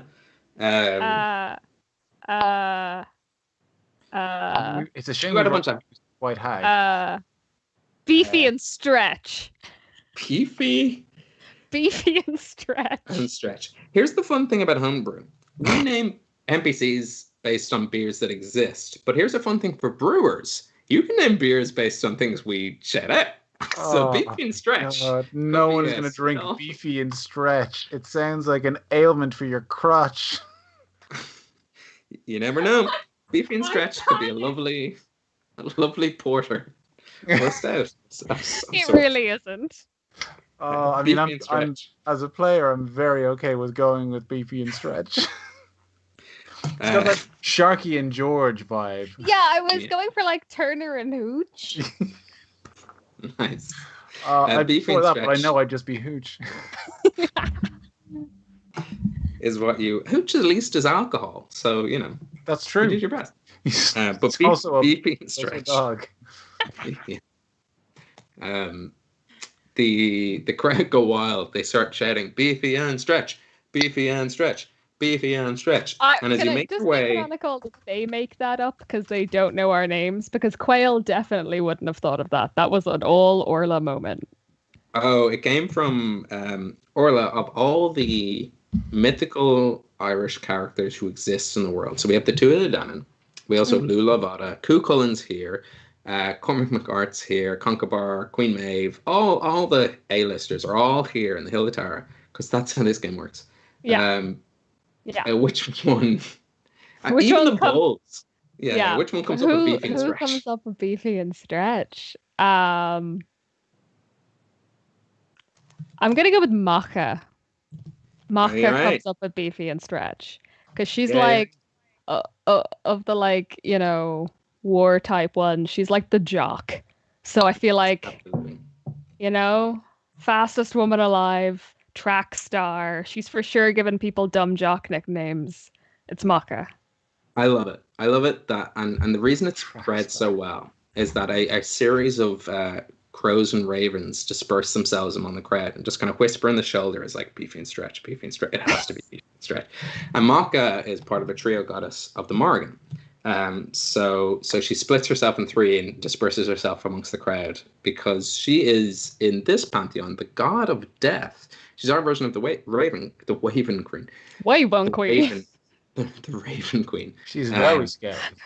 Yeah. The Raven often depicted in video games and such as a very sexy character, just a regular human god person here. We're not going to overly sexualize the Morrigan. That trope is dead and old. Also, so yeah, I've now canonically made Macha a jock. So yes, that's just in there now. She's butch. Yeah. If we could just convert all the female god of death characters to not be femme fatale sexualized women, to just be jacked track stars, They're all jacked. I'm Which very okay with that. as the It makes text would sense. say, like properly jacked. Like there was no discrimination between men and women in terms of warrior status in Irish Bridget mythology. was not like did forge. Like you don't do forging without like guns. Yeah, no one. You don't trust a scrawny blacksmith. Nobody trusts a scrawny blacksmith. That's insane. Listen here, nerds. If you hate The Last of Us Part 2, you're gonna hate this show because all our women are jacked. Get over it. I don't think we've met any non-muscular females actually. I think they've been fairly jacked. Except for Iggy. They're either absolutely jacked or frail old women that can't take care of themselves. Or Iggy. Or Iggy, she's the go. That's why she's special. That's why she's special. She's an artist. You don't have to be a jock to succeed in life. That's our other lesson. No, there's no delineation between the arts and sciences and the jocks come together in harmony. You make your way off the field and you go up to Manon McLear. Manon McLear is busy in conversation with Macha and with the Ogma and with the Dagda and a couple of other gods who are here. I have a note of this. Let me just quickly check. Some of them aren't. Some of them are doing their own stuff because they're independent gods. But let me consult the Tree of Deities because we're going Tree of Deities here. The Dagda and the Morrigan are here. Avandra's here. She's off to the side. Ogma's here. Breed and Manon McLear are here. And Calliocht, the god of decay, is here. And as you approach, they seem to be having pretty offensive conversations about you two, in the sense of that they are talking about trading you like heroes, like to put out to stud. They're like, oh, please give me Quail. If I could get Quail, then when she's down there, we can make more heroes galore. If I could get Arlington's gonna make it's like this only gets stronger when it's grandfather, father, son. And like they are all really excited. This is the most activity you've seen in the Hill of Tara since you've arrived. Which makes sense because you wouldn't have seen any activity before you arrived. But they are animated. And Manon separates them all out and steps towards you and goes, Jesus Christ, that was fierce impressive, to be honest. Didn't think you could take on our warriors. What you have down there, Fianna? Yeah, we're Tuatha Dé Danann. A little bit notch above. But neither here nor there. Listen, we'll send you back home. I can send you back home right now. And I want to tell you, I'm impressed. Quail was it? If you want, Ainvar can go with you. You can have Ainvar in the material plane. Set up a boat, Yeah? a horse. That's pretty good. A horse that can, if he can that's- still swim as good as he can now, that's pretty good. It's not really swimming, but yes. And to be perfectly honest, that wasn't my choice. Ainvar actually came to me while you were fighting and said, would you mind? But he's framing it like he's doing us a favor. But yeah, I speaking mean, of actually, I do have someone to find, so Ainvar would be a big help. and speaking of, look, I don't normally mention previous talent with current talent, and this bugbear walks up and it is Lou Lavada, and he points across to your fishing rod and he goes, actually, Quail, if you wouldn't mind, could I have a look at that? Oh, yeah, sure. And he holds it, and as he works his hands along it, it turns into a very simple spear. And he spins it around himself and goes, I thought this looked familiar. I kind of wondered where I left it. Anyway, it's yours now. And he hands it back, and it's a fishing rod. And you are currently holding Lou's spear, one of the treasures of the Tuatha Dé Danann, which never misses. Which would actually explain why, as a fisherman, you just always caught fish. You were like, That's so good. I was a really good fisherman. If you need, that can actually transform into anything you want. Like, think of it like the astral plane. You think of moving, and it can be that weapon. So, Oh. Just need to rely on your intelligence modifier. I mean, to be honest, I'm pretty good at hitting people with a stick, so I'm kind of on it with that. But I mean, I'll give it some. Maybe I'll just develop an imagination. Yeah. And here, my lad, Arlington. Ooh. I'll be watching over you, and all of you, really. You and your didn't really look too much into what you call your party of heroes. That's for the best. No name. Just don't really go by a name. That's fine. Don't worry about it. Just a group, whatever. It's Friends, really. not about labels. Casual Friends. acquaintances. Yeah.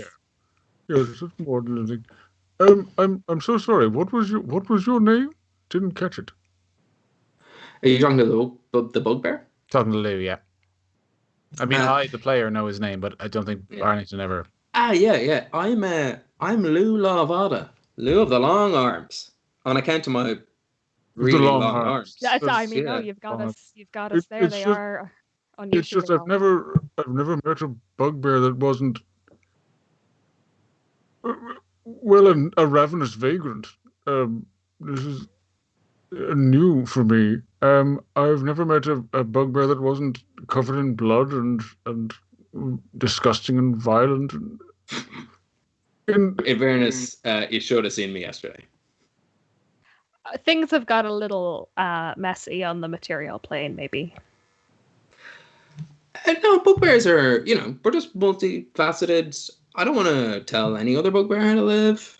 As much as bugbears didn't tell me how to live, my long arms have become pretty useful in pretty much every skill ever. That's my thing. I'm the best at everything. Look it up, it's true. Well, it's good to know that it's not always the way my people have been. Maybe it's just we've taken a wrong turn. It's good to know it's not ingrained in our DNA, and that one day we can all have long. Excuse me? Have you met all bugbears? I've met several. Just the ones in your clique? An organization I grew up with and rival gangs, and any bugbears I meet in the wild were usually quite violent and aggressive, and I so rarely, if ever, meet them in civilized society. Well, there was that time on the boat, but they were kind of mean to you too. There was that. Well, they were surprisingly civil. Now that I think about it, perhaps I'm. Yeah, those guys on the boat were kind of cool. They were all right, but I thought they were the exception. I'm sort of readjusting my worldview. It's sort of. I'm trying to piece it together. I'm trying to do better. Lou leans over to Mananon and goes, and you can hear it, but he's trying to. Mananon, like, where are my ancestors? Oh, well, they're over in the outskirts of Costa. Have you been to Costa, Arlington? I can't say that I have, no. Well, the bugbears there are, don't get me wrong, they're warriors, and he gives you a couple of digs on the arm. But they're also, good-natured folks. Oh. Well, that's probably the most useful information I've received this entire trip. Thank you very much, Lou. I thoroughly appreciate it. Here, lad, I literally told you we're a high king of Hibernia. Like, And don't get me wrong. Also, insulting super, now, actually. super duper useful. In fairness. You know. Well, okay, it's been an eye-opening trip. Let's say that. Actually, lad, I didn't finish where I was sort of leaving off. I was thinking that I might just kind of keep an eye over you, just a little bit. Make sure you don't. Look, it's not me keeping an eye over you. It's you having an access to me. So, should you ever need an aspect of my help or wisdom? Sorry, I've been drinking games and that. You can't help us, can you? It's a big day, yes.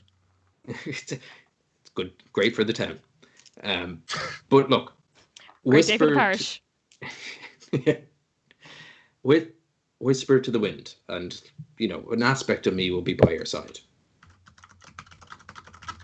Just to be a dick, Caoil like conjures a little gust of wind like around Arlington's head and makes him think it's something else happening. Like, oh, this is absolutely magical.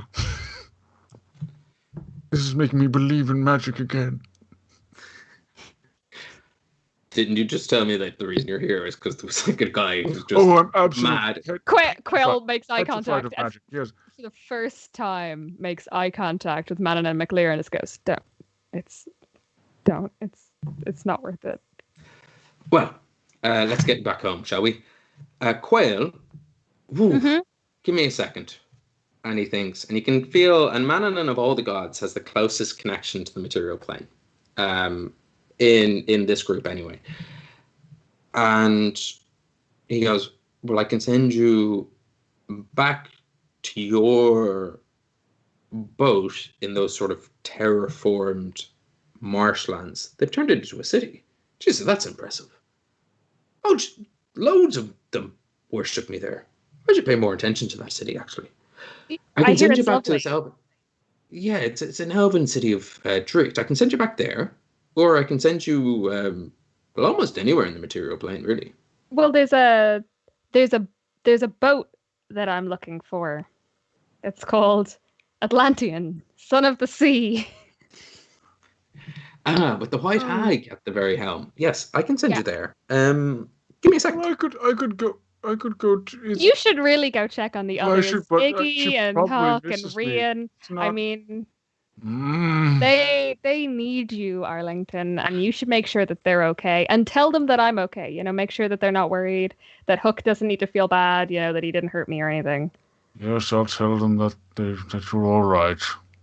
Thank you, Arlington. This could have been the moment where two shows splintered out every alternating Tuesday with the ferocious duo and those idiots.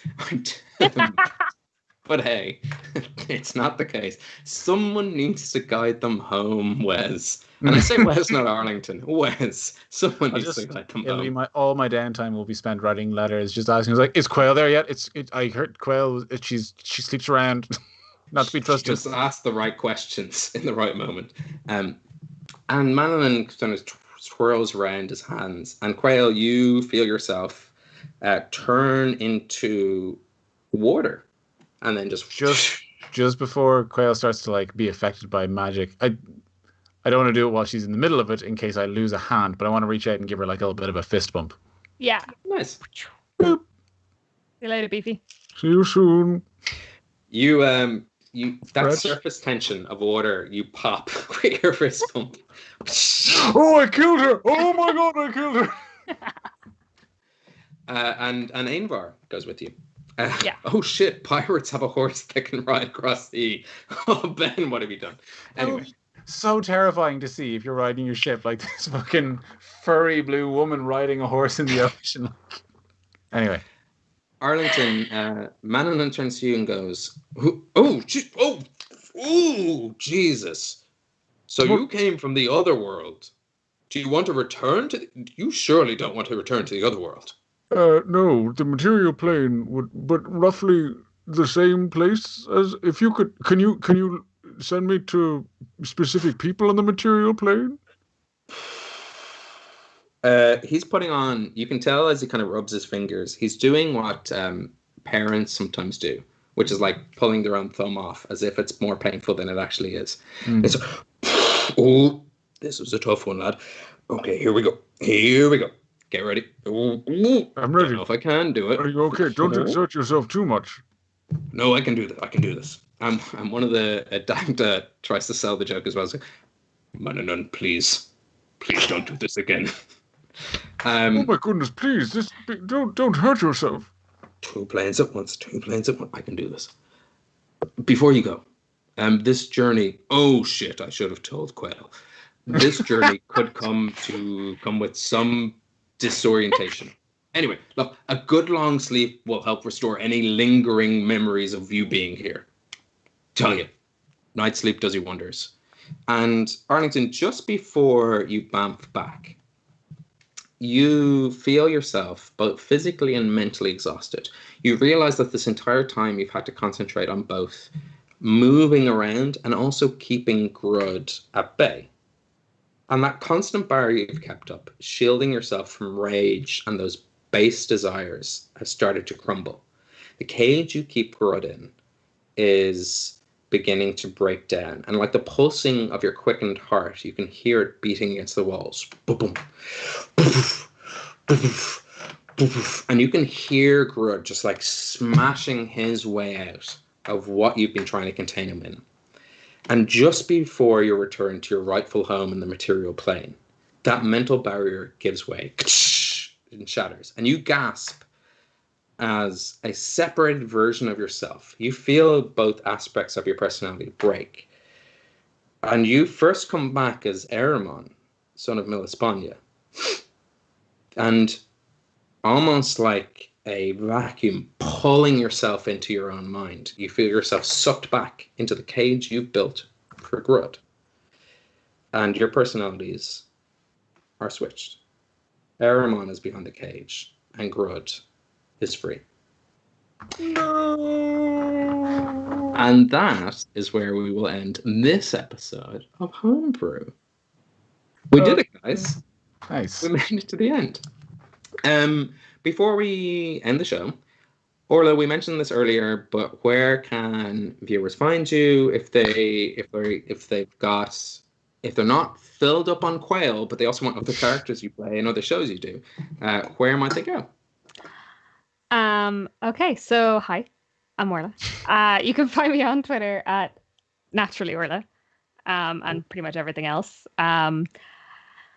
At the moment, the only other show I'm on is Escape the Union, which is a prequel to the God's Fall podcast, and prequel to the Rise of the Demigods show that we're running at the moment, in which I play Amity, the demigod of redistribution, whose full name is Amity Marx, and is functionally the demigod of Marxism. But I had to change it because obviously Marx doesn't canonically exist in this universe because Amity is Marx. So it's how I got away with that particular Robin Hood character.